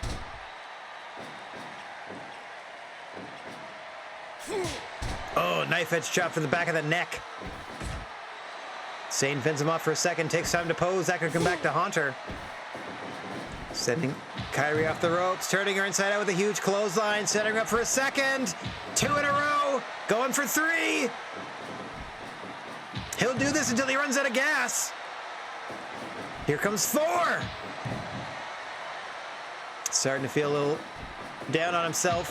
5, going for a half dozen. 6 in a row, looking for 7. 7 in a row. Like we said, he will go until he tires himself out. 8 in a row. Kairi Sane clutching at her neck. Dragunov not satisfied, going for number 9, but can't make it to the ropes. He's exhausted himself again with those clotheslines, but the damage done to Kairi Sane. Oh, double stomp after double stomp by the challenger. Sent off the ropes. Another swinging neck breaker. Dragunov fights back to his feet, but he is gassed once again. Dragon Screw Leg Whip, more shades of Keiji Muto out of Kairi Sane. Drops a big elbow off the ropes. Double stomp to the chest, driving more wind, more air out of the body of Ilya Dragunov. Challenger has the champion reeling here, but can't put him away. Oh, powerbomb by Dragunov. Folding Kairi Sane in half. Drop toe by Sane. Going up top. Insane elbow to the back. Dragunov back to his feet. Alabama slam. And then another insane elbow. Hit him. Hit him. Into the cover. 1, 2. No. Dragunov kicks out. Round and round we go with another DDT by Sane. Off the rope she comes. Drops another beefy elbow. And at 20 minutes plus, they're in the center of the ring, slugging it out once again. Kairi Sane with that knife-edge chop. Oh. Oh, gosh. Dragunov with a series of chops of his own. Can't follow up. He's too winded. Snap suplex by Kairi Sane. Goes up top. Insane elbow once again. Critical. We've got a new champion. She knocked him out. Your winner and the new GWA Junior Heavyweight Champion, Kairi Sane, by way of knockout. That was cool. Yeah, 97. What a finish. That's a good main event. Yeah, we only dipped a little bit with the match directly before this one. Heck yeah! Hope Dragunov's okay. But we crowned ourselves a new champ. Hang on 1 second while I update my text files. Let me get myself on screen while I do that. Yeah! There we go. All right, let me go way up here. We have a 4th champion in our history. The 4th. There we go. 4th junior champion in our company's short history. Kairi Sane coming in. Good stuff. Okay. Let me put you down here. And there we go. I have 2 lists. Like I have them in their normal list, and then I have a separate list of these are the junior talent that I need to also update. Go up to.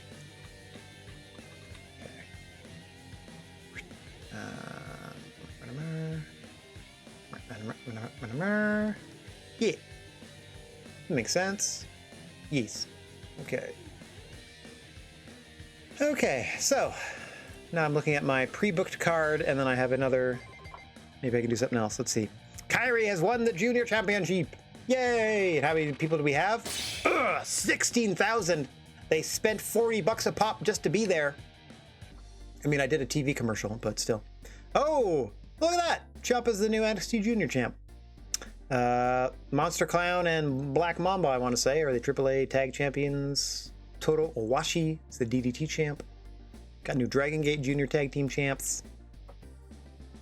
TJP and Rich Swann are the Impact Junior tag team champs. Sure. Boom, and we almost made $1 million. Oh, look at that. Almost at 10 million. Nothing of note happened. Great. Absolutely nothing. Also, nobody was hurt. That's a good sign. Like, Dragonov was crit, and they didn't. Wolfgang, okay. Richard Holiday in America. Daniel Bryan just left WWE. We had them last time, so we're not going to hire them this time. Owashi from DDT. Is that the guy that just won the belt? Don't send me your champion. I will dethrone them. I'm going to say no, and let me tell you why. Because I'm planning to book a promotion battle. Let's say yes anyway. Maybe they'll get mad. I'll do a promotion battle. I'll use them as one of the people. Just cuz. Just to make it harder on myself. All right. The reason I'm saying I can do that, or I might want to do that, is this. Hang on one second. Promotional stats. Ding, ding, ding. We were friendly. I wanted to point this out. We were friendly with AEW because I sent them 3 people last month. We're back down to normal, but that's still pretty good. Like, we're on the bubble of being friendly with AEW, so I want to challenge them to a promotional battle. We'll see how it goes. First, though, we probably have to bump up a lot of salaries, so let's do that quick. Oh, Shawn Michaels needs more money, huh? Huh. Sure you do. What's up, buddy? There you go. All right. Records and help, personal advice. That's it? That's not bad if it's just the one. Okay. Done there. Oops. How do we do on... Oh, let's do some more scouting. Stoic and Freestyle, Japan and Europe. Let's do Stoic. Europe. 6 months. I just like to send everybody out for 6 months just to see what's what. Kings Road or Showman, Japan or America. Let's do Kings Road, America. 6 months. Because Kings Road's kind of close to Strong Style, so it's not that big of a stretch to hire a Kings Road talent and do well. Or at least like satisfy their needs, I guess, if you want to phrase it that way, so that they don't, you know, they're proud to actually work for me and don't hate me. Stuff like that. Okay, management. Training center, here we go. Let's do all of our training center monthlies here. Okay. I took the last month off of improving anything, but I'm going to do the 40,000 ones. Boink. Okay. And then this one. Boink. There we go. Do those two for my upgrades this month. Let's go back to our merchandise, see how we did. Okay, I made 5,000 of literally everything. Like I made 5 of each of the categories and the branded snacks. So not bad. We sold half the photos, more than half of everything else. So we're going to be okay for next time around. Let's save again, even though we didn't do anything. Now, here we go. Here's my big plan, is I'm going to challenge AEW to a cross-promotional battle. Here we go. They don't have enough wrestlers available for a cross-promotion match. They need 5 wrestlers. They have 45 on their roster. Nobody is holding a tournament this month. As far as I know, they don't book their shows until I book mine, so that I have full reign on who I want to invite from other promotions. So that was strike 1. Let's try it 2 more times. No interest, they don't like us. See, that's a different reason. So let's try a 3rd and final time here. I'm hell-bent on a promotional battle, though, so we might end up trying this with a number of promotions until one of them says yes. Not AAA, not Dragon Gate. Already done those. Okay, let's try again. Yeah, I don't understand the not enough wrestlers thing. All right. We'll wait until we're friendly. Maybe they'll think more of it. They'll be like, yeah, don't worry about it. Whoever we can, we'll send. All right. So, we can't feud with our new pals. Let's try somebody else. Like, we're friendly with GCW. We're friendly with Noah. We're friendly with Impact. Let's face Impact. No interest. They don't like our match style. Okay.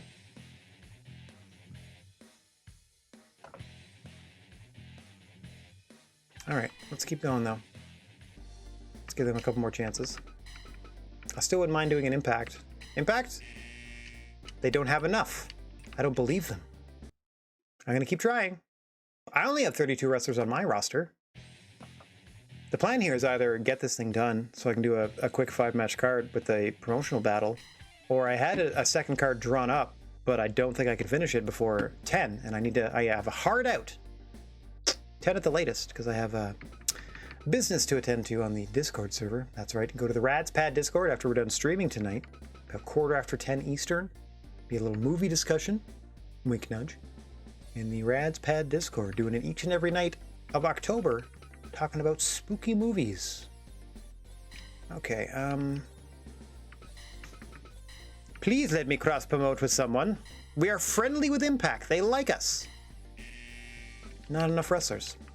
All right, we'll keep trying. We'll keep trying. Someone must want to feud in a fuss. I certainly don't want to bring in this Owashi character and then have them drop the DDT title to someone on my roster. It would be funnier if I could have them drop it to somebody on somebody else's roster. Like the Noah people, for example. I already did Noah, I think. No, I use Noah belts when feuding with AAA. That's right. All right, let's try Noah. There we go. Us against Noah. Perfect. All right, let's get down here. So the thing that I booked, I can just sort of bump back a month. So this becomes the new year 4, month 7 plan. Versus Noah. So this should just be a series of 5 singles contests. We're going to have our guest participate in the first one for us. I don't know who that person actually is, but that's what we're going to do. Okay, so now we can book it. We only have to... Okay, here we go. I'm pretty sure, yeah, Tudo Owashi is coming in with the DDT Heavyweight Championship, having just won it. There you go. Now you're defending the title for us. Oh, no titles on the line for them, though. That's cool. Probably because they don't have their belts anymore.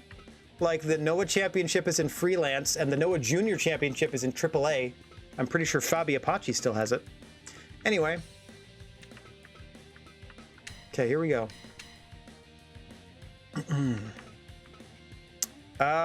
Who do I want to send to destroy the people of Noah? Well, Randy Orton wasn't here last time. Who doesn't like us? Undertaker's getting up to a B. Shawn Michaels at a C. Moxley at a D. All right. Well, earn yourself some goodwill here, pal, and try to win a match for us then. Okay, I'm gonna fill these and then start swapping them out. Like, I'm not gonna get $40 ahead for sure. Let's go down to this immediately. Let's see, who else can we get?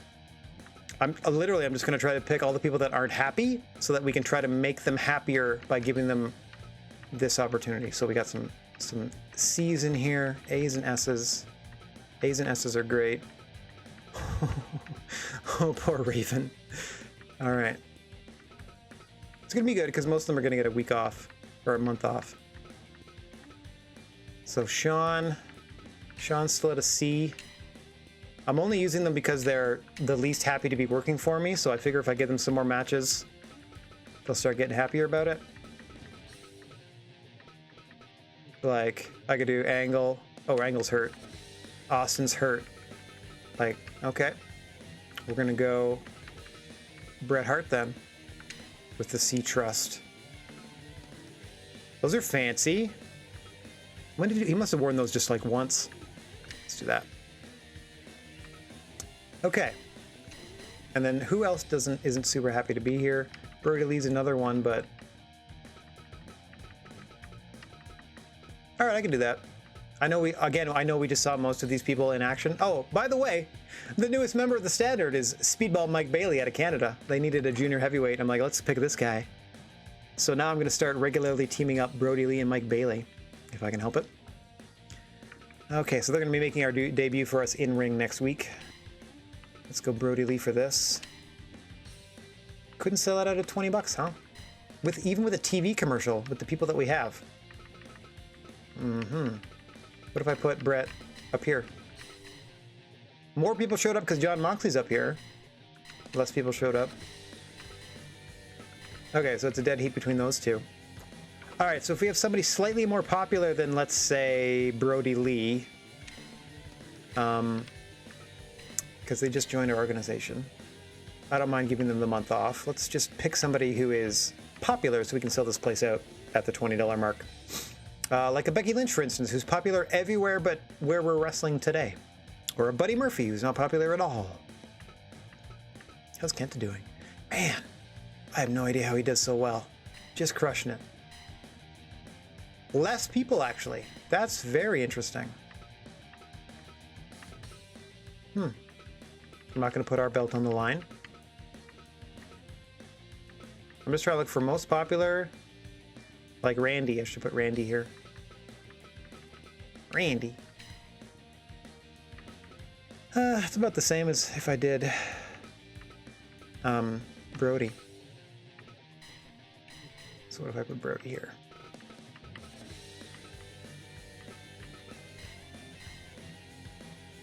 More people showed up. That's interesting. That's almost a sellout. Let's go with that. Toto Iwashi, that's our weak link, but we invited them in from DDT, so better than nothing. They're not putting a belt on the line, so I don't think we're obligated to put any of our titles on the line, but Toto Iwashi is putting the DDT championship on the line on our behalf. So that's nice of them, I guess. Oh no. Oh, we're doing terrible. So I was just gonna see, like, with 20 of those, we're barely gonna cover these expenses. I don't care. Let's just do it. Let's just do it. Set up a title match in a cross-promotion event. You need to book at least one title match for each promotion.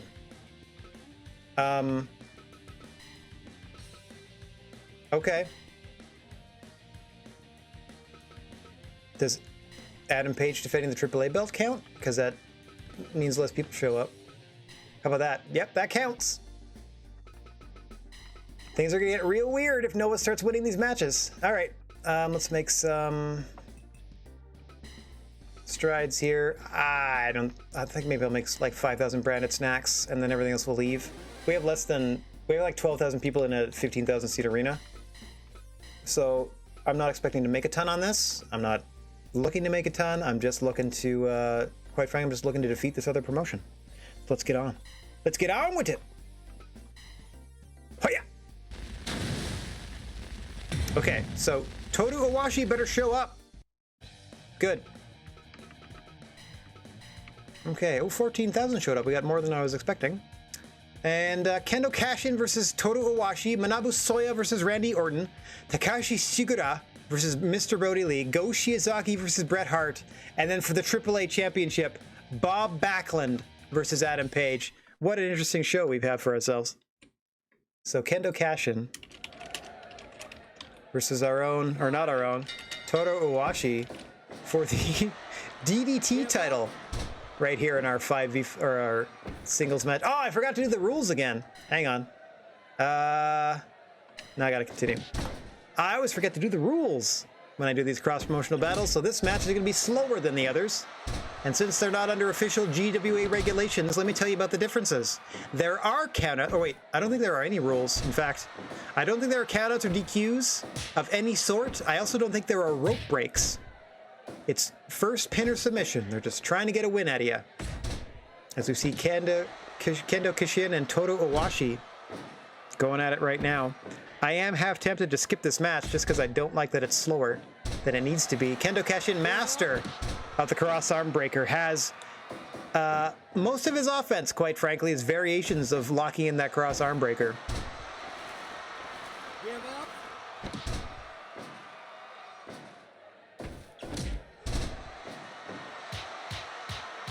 Give up.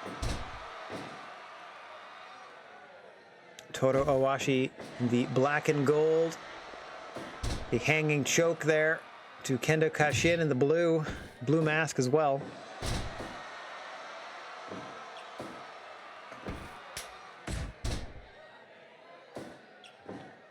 I mean, honestly, it goes at a normal pace. Like, it's not that it's slow, but comparatively so. It's just like, I feel like my brain is somehow leaking. But no, it's just the match is just a little bit slower. Like, oh, I must be dimming. My light is fading. No. That's just Kendo Kashin's speed.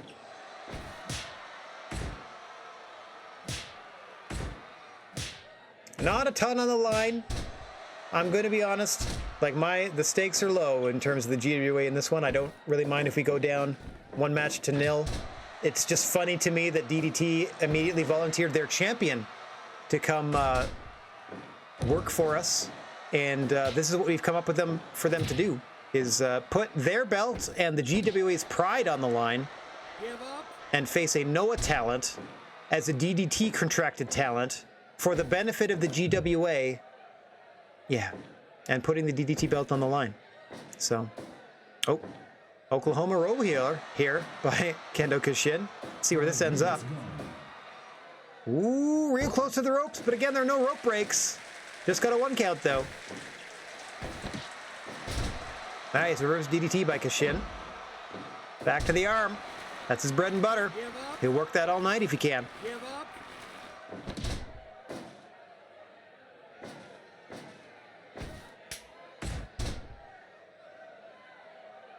Kashin going up top. Not enough time, though.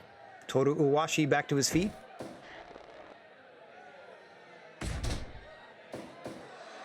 Locking in a Boston Crab of his own. You got to think those curly boots make it easier to lock your arms into the armpits on a Boston Crab. Kendo Kashin inadvertently helping his opponents there with his choice of footwear.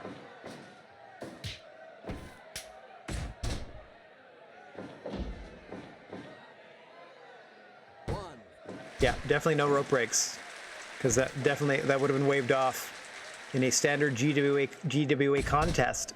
These are more of an anything goes style promotional brawl, as you see Kendo Kashin with Toru Owashi center of the ring in that armbar. Owashi able to break free, not before some damage was done. As we said, Kendo Kashin is going to be working those arms all match long. That's his bread and butter. Looking to earn himself the DDT championship here. Well, Toru Owashi with a real arrogant pin there. Nets him a 1 count. As you see Kendo Kashin crawling up the back of Owashi to get that armbar back on. Oh, back into the Oklahoma roll. Kendo Kashin keeping his opponent off base. Rolls right into the center here. 2 count, and Owashi escapes. Into a bear hug goes Toru Owashi, your DDT champion. The KOD champ, I believe, the King of DDT champion, I think is their main belt.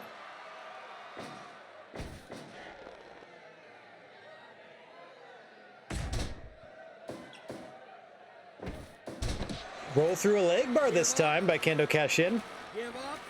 No limb left unbarred by Kendo Kashin. 10 minutes. Nice neck breaker at the 10-minute mark by the challenger for the DDT strap, Kendo Kashin, taking it to the challenger, Toru Owashi, for the benefit of the GWA versus Pro Wrestling Noah. Give up. Give up. This might be a DQ in normal circumstances, but a perfectly valid submission hold in this match. No DQs, no countouts, no rope breaks. Anything goes. Must be a winner. Pinfall. Submission. 3 counter tap out. The only way these matches will end, well, obviously KO, as we saw in our title match earlier. Nice delayed suplex by Kashin. Off the ropes he comes. Owashi almost able to recover, but still caught in that clothesline variation. And into the cover goes Kashin. Toru Owashi out at 2. Crowd beginning to buzz. Oh, right back into the armbar goes Kashin. And that will do it. Kendo Kashin beating Toru Owashi and bringing the DDT championship to Pro Wrestling Noah. And putting us down technically 0 matches to 1. With the flying cross armbar. Don't be mad at me, it's not my championship. Okay, angry screen. Did not like that. All right, unfortunately, we can do nothing but check the rules here. We can only do the speed. It's like all we can handle. Everything else is locked in.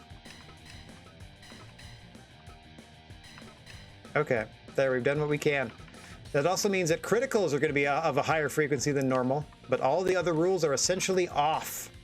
Okay. Coming up next, Randy Orton, Manabu Soya. Randy Orton's going to be looking to even things for the GWA side. Toto Owashi's got a lot of explaining to do as he heads back to DDT without his championship. He won it last month, and in his first defense lost to a Noah talent. So now the DDT belt is in Pro Wrestling Noah. Hopefully they can maintain or form some sort of relationship to start trying to get that belt back where it belongs. I got enough work cut out for me, as there are still 3 or 4 championships just kind of hanging out there in the ether. Looked like a bank statement almost out of Manabu Soya there.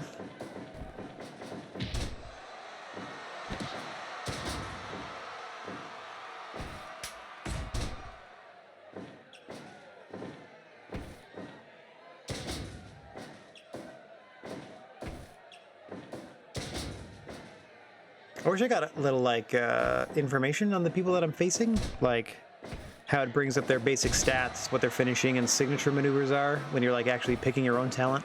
I wish you could get that scouting information when you're promotional battling somebody, like tail of the tape type of deal, because I don't know what any of Manabu Soya's big moves are. I know Randy Orton's going to try to hit several RKOs. Not one, can't be satisfied with just one. But Manabu Soya remains a mystery that we shall unravel together over the course of this matchup. Decent striking ability so far as he's able to fell Randy Orton. Slip through into a submission attempt here by Soya. So I've seen Soya live on one of their many North American excursions in a small independent wrestling show in Ontario, Canada. Handful of times I believe I saw them in action. I don't know who they would have been contracted with at the time. Perhaps All Japan Pro Wrestling, if I remember right.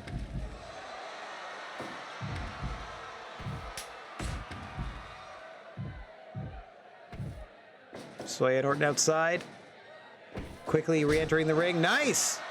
Leg sweep STO, don't call it a rock bottom out of Manabu Soya.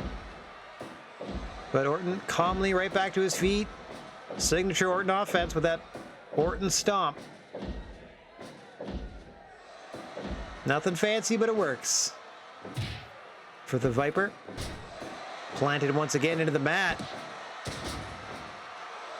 Soya keeps going for that MMA mount position. Oh, there it is, the RKO! With the 7-minute mark into the cover, he goes 1, 2, and Manabu Soya able to kick it 2. Bring it on, says Randy. Aiming for another RKO and missing. Gets spiked by a DDT. Randy answers with a suplex and a second RKO. Soya back to his feet, though. A third. And now he's into the cover. 1, 2. Soya out again. But they've got to take a toll. Oh. Careful, you're going to separate your shoulder.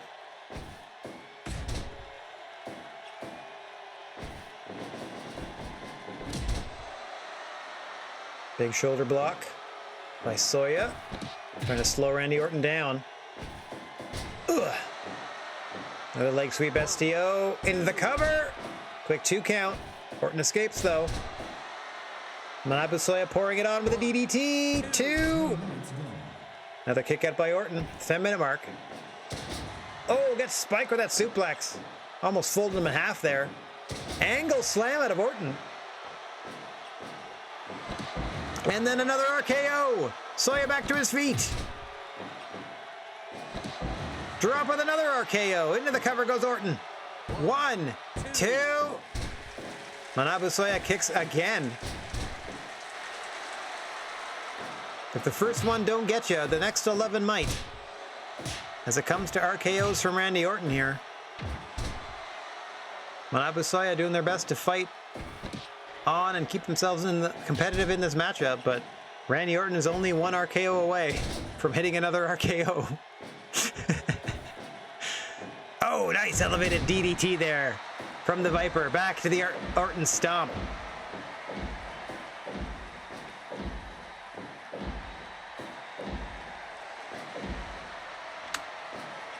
Shades of Rubbish Ronnie. Soya trying to slow things down, pulls Orton back into the center of the ring. Eats a low blow. Strike battle here. Big discus lariat from Soya. Orton getting ready once again.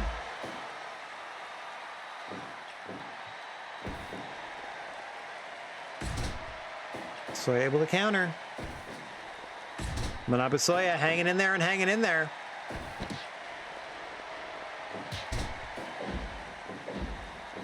Orton stomping away. Signature stomping offense from Randy Orton. He's been wowing wrestling audiences with it for 18 years now.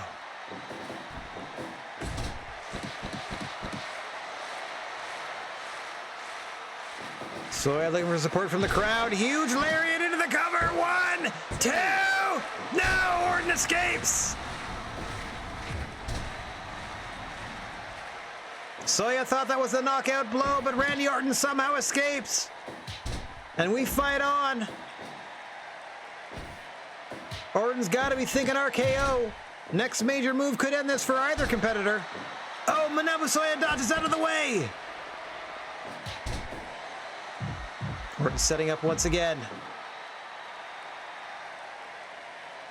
Waiting for Manabu to get in position here. Nope, able to fend Orton off. A second time, this time with a headbutt. Orton constantly appealing to the crowd here. Once again, oh, hang on. Boom! But Soya's back to his feet first. And driving Randy Orton back to the canvas. Off the ropes again. Huge lariat by Soya. Covers Orton. 1, 2. Orton out at 2.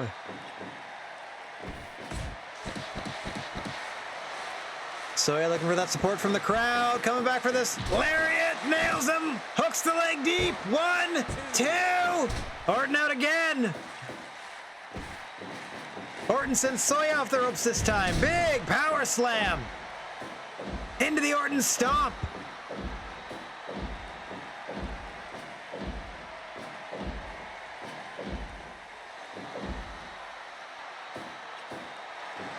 Misses another RKO. Mongolian chop by Manabu Soya. Big clothesline now. This is it. Get the crowd involved.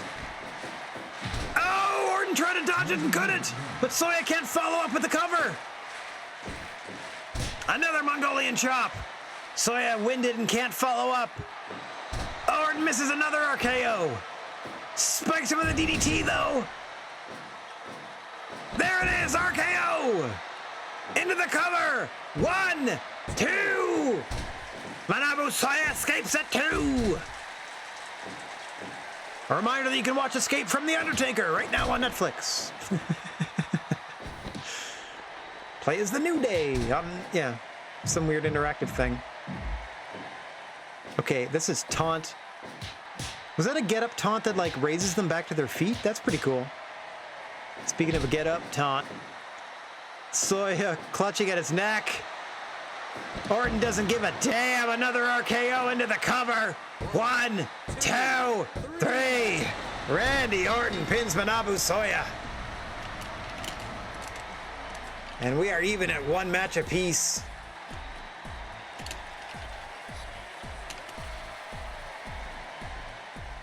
Nicely done. How do we do quality-wise? 99%. A banger. Not too shabby. Okay. First one was 80. I didn't write that down. This didn't do great, but an 80% for Kendo Kashin versus Toru Owashi, to be honest, probably not the worst thing in the world.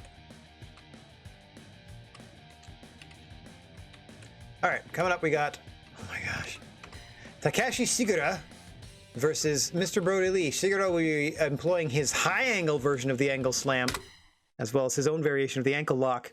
Mr. Brody Lee, of course, will be looking for that discus lariat. Starting things out hot and heavy. Nice suplex there from Brody Lee. Promotional battle tied at 1 match apiece here. Looking to win a best of 5 series. GWA versus Pro Wrestling Noah. Former multiple-time GHC heavyweight champion of the world, not Manabu Soya, Takeshi Sigura,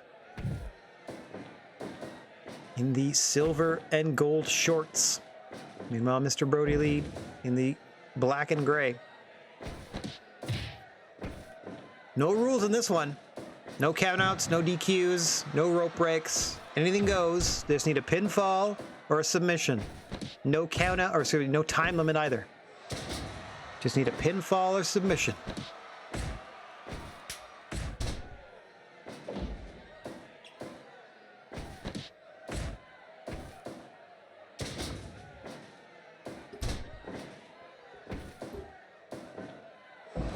Falcon Arrow by Brody Lee. He once again does the deal.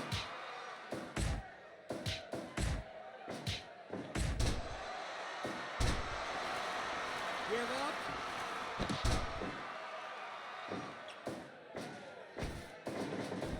Brody sent off the ropes. Nice clothesline there by Shigura.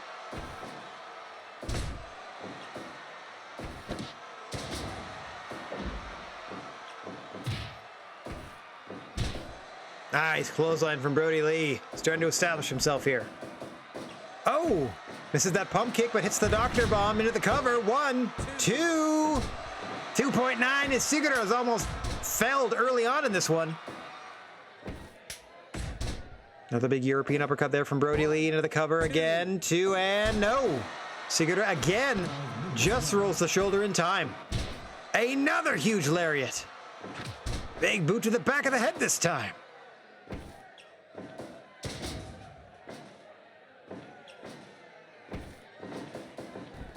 Brody sends him off the ropes. Huge clothesline there.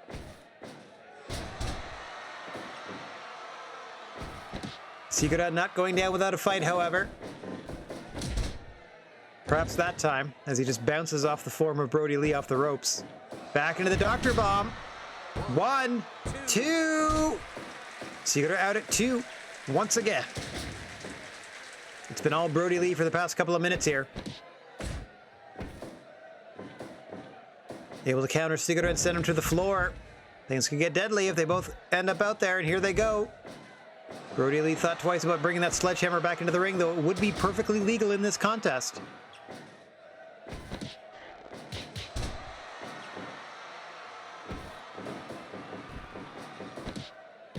Huge scrap buster by Brody Lee. Oh!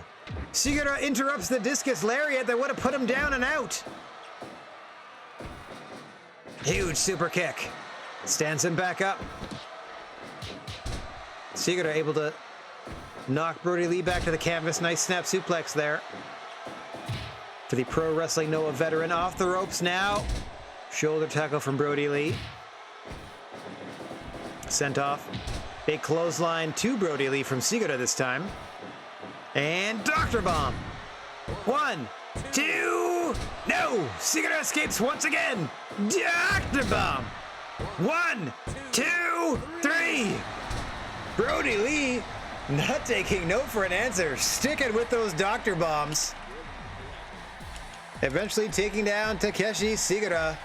And the GWA is up 2 matches to 1. We're not going to get a high score for this. 80, I'll take it. I'll take it. We're going to be coasting on that 99%, I feel, in these last 2 matchups. All right, 2-1 GWA. If Bret Hart beats Koji Izaki, we are aces. Let's see how this goes. Bret Hart, Goshi Izaki, as we just said. That's our next contest. Bret wins this, and it's a promotional win for the GWA. No pressure. Mr. Bigfoot calls for the bell. Goshi Izaki in the white, emerald, and gold. Bret Hart in his traditional black, white, and pink.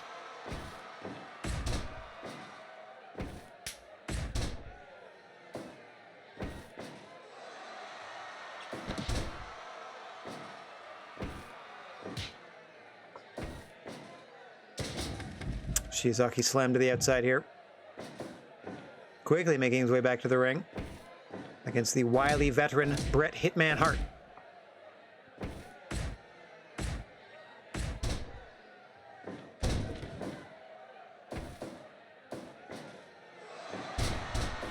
Nice pile driver out of the Hitman into the cover early on here. Still manages to get a 1 count. Mr. Bigfoot had to make his way all the way across the ring for that too. Bret now following Go Shiozaki to the floor.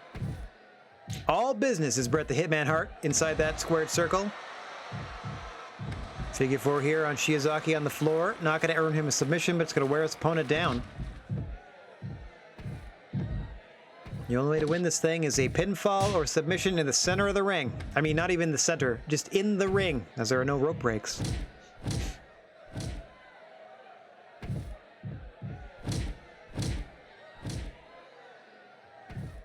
Our 4th of 5 promotional battle matchups here.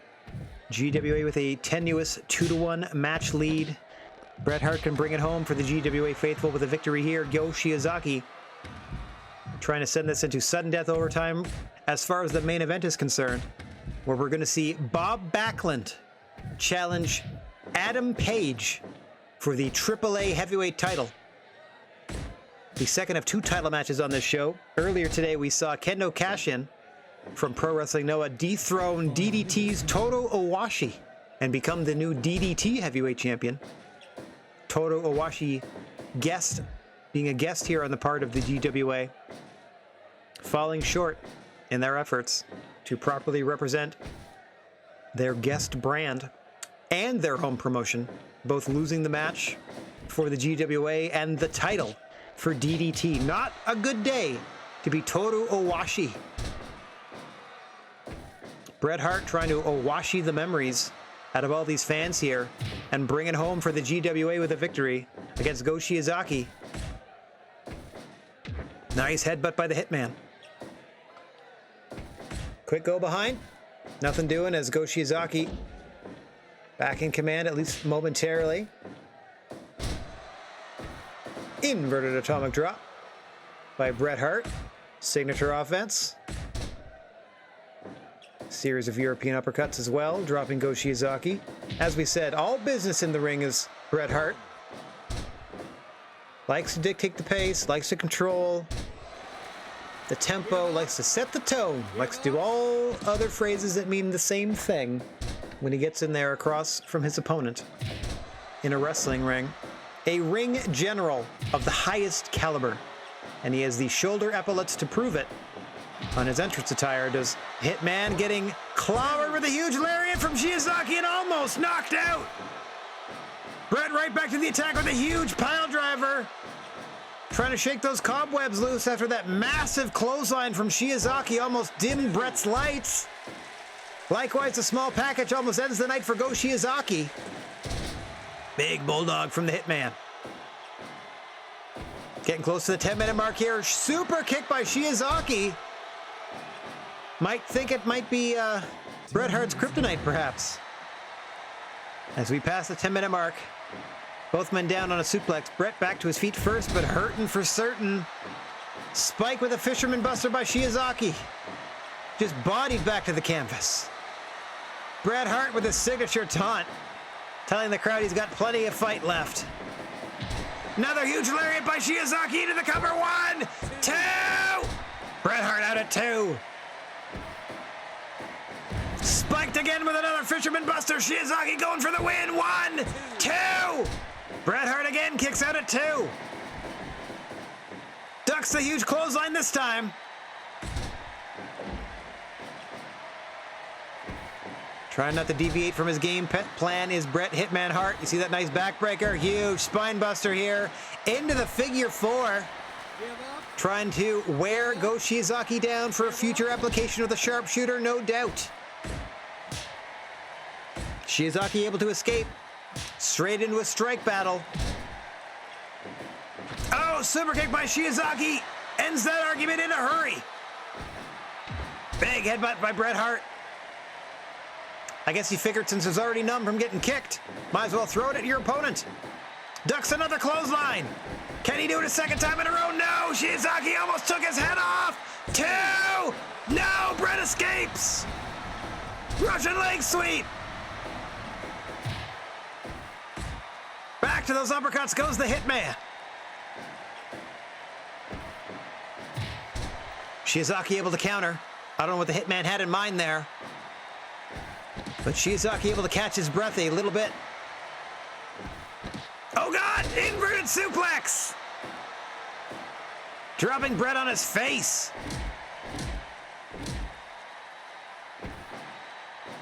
Nice suplex from the Hitman now.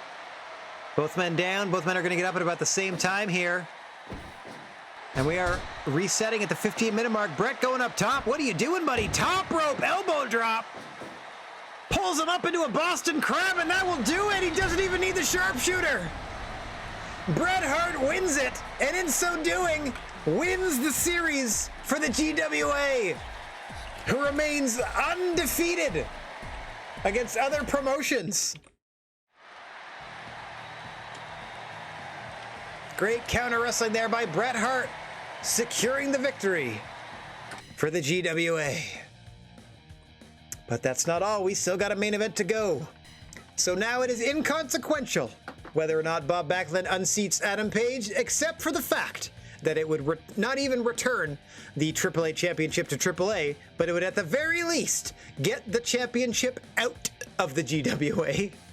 So let's see how Bob Backlund fares against Adam Page. Adam Page, again, coming off a relatively easy defense last month against Aerostar. Certainly hasn't faced anyone the likes of a Bob Backlund.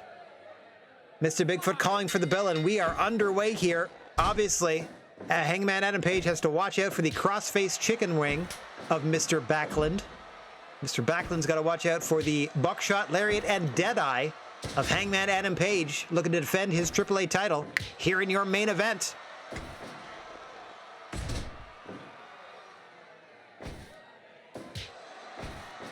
Now, this is going to be our second of 2 shows for the day, regardless of the fact that it looks like we're going to be ending a little bit early. That's kind of the plan. I can't go over 3 hours, but it's okay if I do, 2.5.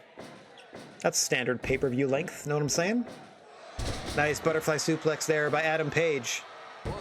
Into the cover, and a reminder, no countouts, no DQs, no rope breaks. Anything you can do to get that pinfall or submission, do what you must.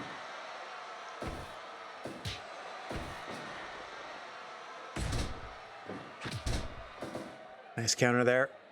Bob Backlund is going to be looking to work a hold for sure. We're going to pick a limb and pick it apart. Adam Page winning that brawl. Establishing himself early. Tying Backlund up to the Tree of Woe. Only momentarily, though. Setting him across the ring again into the opposite corner now. Backlund deposits him outside the ring so he can catch his breath. Smartly done there by the challenger to the AAA Championship of the World. Hang on, buckshot lariat coming in into the cover. 1, 2, no! Backlund just escapes.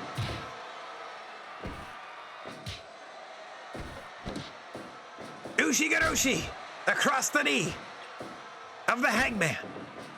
Sending Backlund off the ropes again. Big forearm smash. Bob Backlund rocking and reeling after that buckshot lariat. Adam Page pouring it on. And as you heard, we're only 5 minutes gone in this one. Adam Page not being paid by the hour. Or he would have been in that opening tag match. Hang on! Nice! Saito variation on the suplex from Page. Spikes Backlund with a DDT.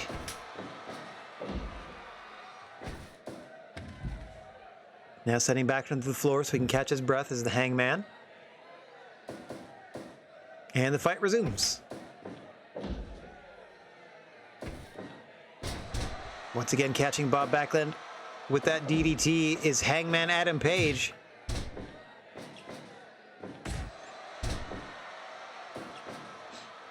Bob Backlund from a different time when high spot meant an entirely different thing. Like a small package would have been a high spot. Fall away slam by Page. Sending Page into the corner now is Backlund. Got him set up for some rapid-fire shots to the gut. Speaking of a small package, gets a no count though. Long way to go for the challenger if he can't get a count at all. Meanwhile, Hangman Adam Page looking for that knockout shot to put Backlund down and out. Nice suplex there, but Page back to his feet almost immediately there.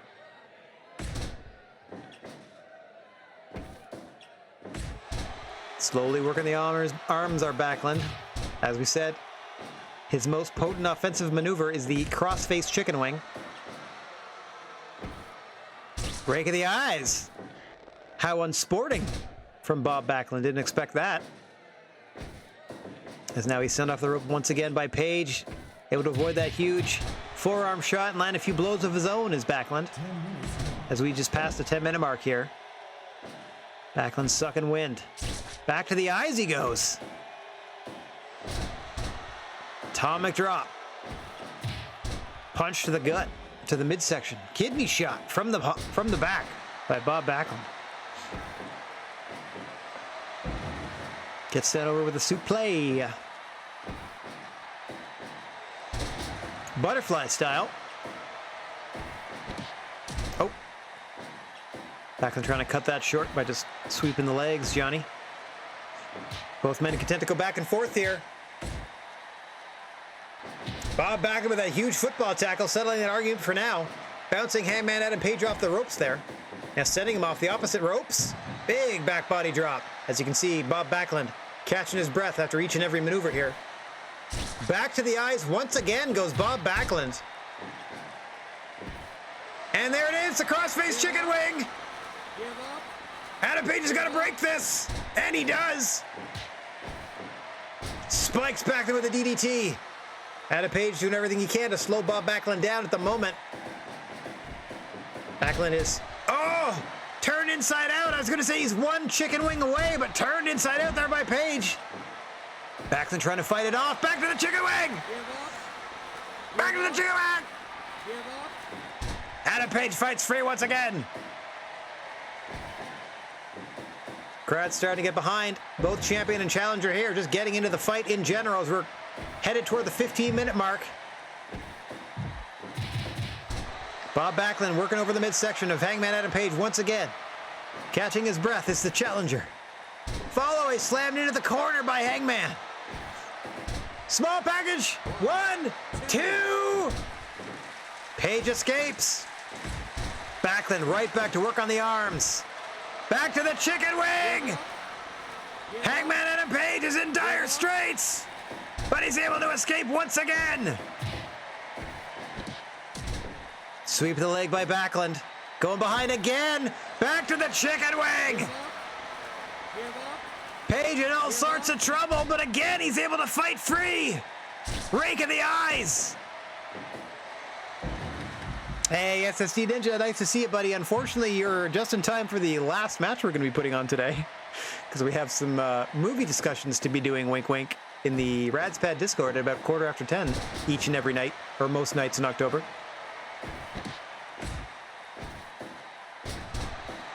We'll be watching, talking about From Beyond. Hang on! Deadeye! Adam Page clicks R3 and goes into the cover. 1, 2! Bob Backlund escapes. A second Deadeye! 1, 2!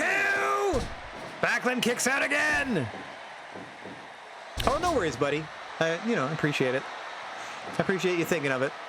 Yeah, they are crazy late. I mean, they're relatively late, but like Friday nights into Saturday mornings, we're not running stuff until like 1:15 in the morning. So those ones especially are pretty, pretty difficult to get people wrangled in. Hang on! Small package by Backlund, almost won him the title there. Plus you got lots more important work to be doing. Big fall-away slam there from Page. Backlund with a drop toe, hanging in there and hanging in there. Looking for another application of that cross-face chicken wing to put Page down and out once and for all is Backlund. Meanwhile, Adam Page looking for that buckshot lariat or another Deadeye to put Backlund down. Hang on. Nice butterfly suplex here from the AAA champion. Trying to defend his title here. Oh! Small package of the 20-minute mark. Page escapes. Page sending Backlund to the floor.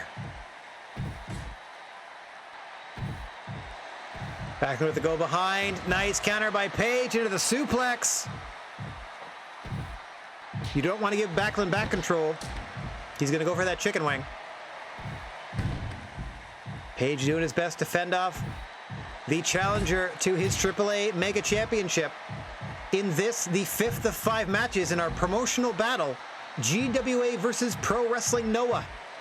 Pro Wrestling Noah here represented by Bob Backlund against the GWA's Hangman Adam Page, who, as we said, is defending the AAA Heavyweight Championship of the World. Lots going on in this one. Earlier tonight, we saw a Pro Wrestling Noah talent wrestle the DDT Championship away from a DDT talent that was wrestling on behalf of the GWA. So we are no stranger to controversy here in these promotional battles. A promotional battle we've already won, by the way, 3 matches to 1. We just want to see if Adam Page can retain or lose the AAA title. In a spirited contest with one Bob Backlund here.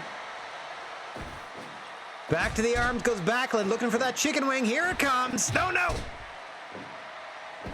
Opted for a kidney shot instead, but that could have been the matchup for Backlund.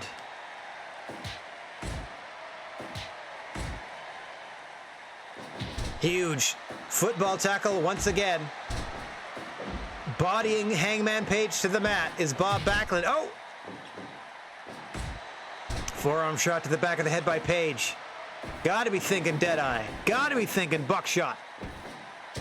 Complete shot at the very least. Shades of Scott Steiner. Backlund back to his feet, tells him to bring it on, and unable to lock in the crossface. Ducks the clothesline. Rakes the eyes. But again, Page fends him off. You can see the way Page is holding his arms out, that he's in a lot of trouble, a lot of discomfort. You can see he can't bring his arms up all the way anymore. Big fall-away slam once again.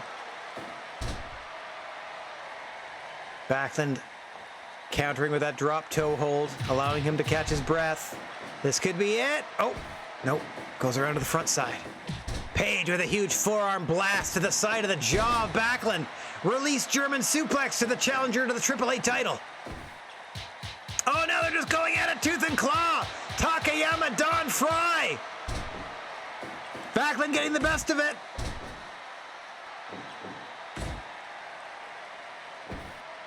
Breaks the eyes once again. So unsporting from Mr. Backlund. Huge forearm shot from Page. Page looking for that knockout blow. Backlund looking for the opportunity to lock in that crossface one final time as we are heading towards 30 minutes gone in this title matchup. Sudden death submission time if I ever knew it.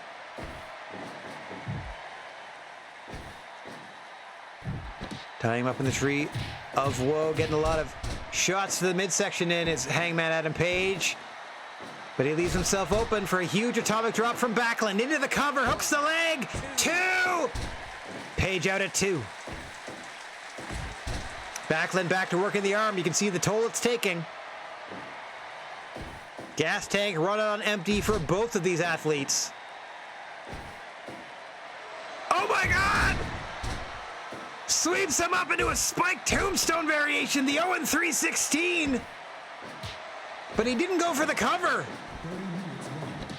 We passed the 30-minute mark now. You can see Backlund wrestling rather conservatively, just trying to get his breath back.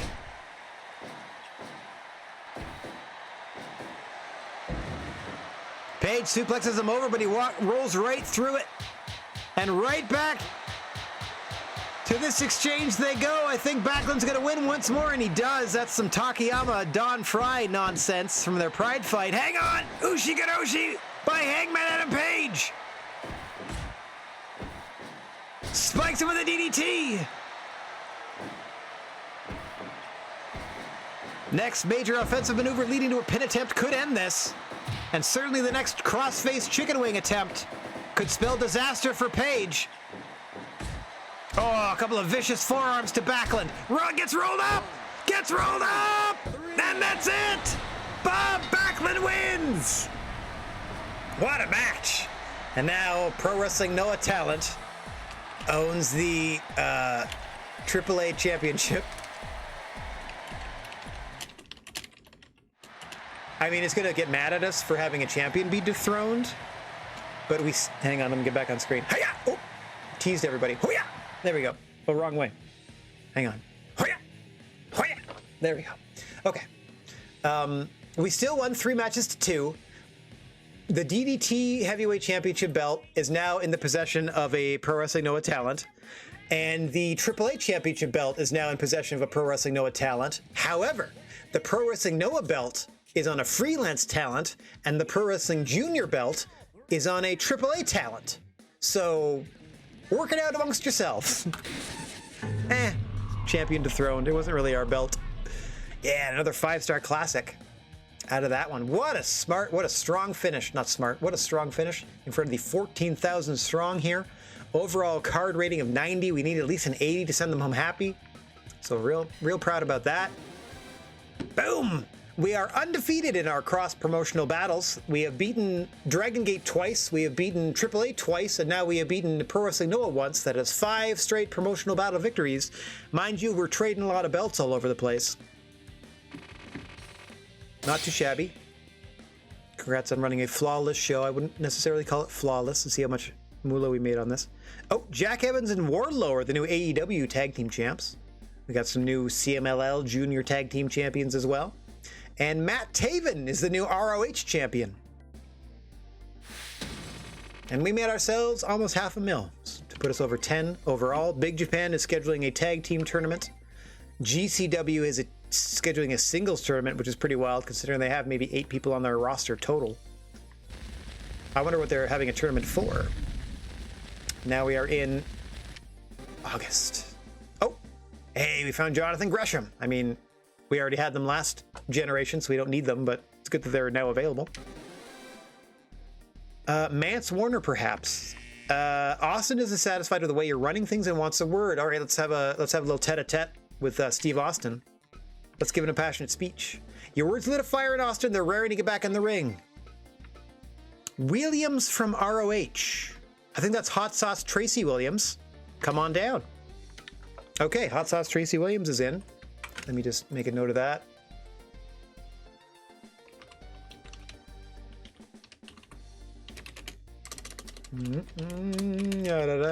That'll adjust my booking a little bit. Yeah, let's see if I have any holes in the booking I was planning on doing, and then I can just sort of adjust on the fly. 1 second, if you'd be so kind, as I update my ever-evolving text file about all of the comings and goings here in the GWA. Okay, that's ready, that's ready, that's ready. Let me, before I do anything else, obviously I'm going to save. Boop. And I'm going to check the personal advice section to see who doesn't like us. Adam Page wants more money? No problem. Here you go, buddy. Oh, you're barely making anything. Let's get you up to around $2,000. Whoops. Let's get you up to around $2,000. There you go. Okay. Anybody else? There's going to be other people, I'm sure. CM Punk wants more money. Sure. Where are you? CM Punk. Already making a decent amount, so you can get a tiny raise. Tiny raise for you. Save after everybody is happier. Keiji Muto wants more money. No problem.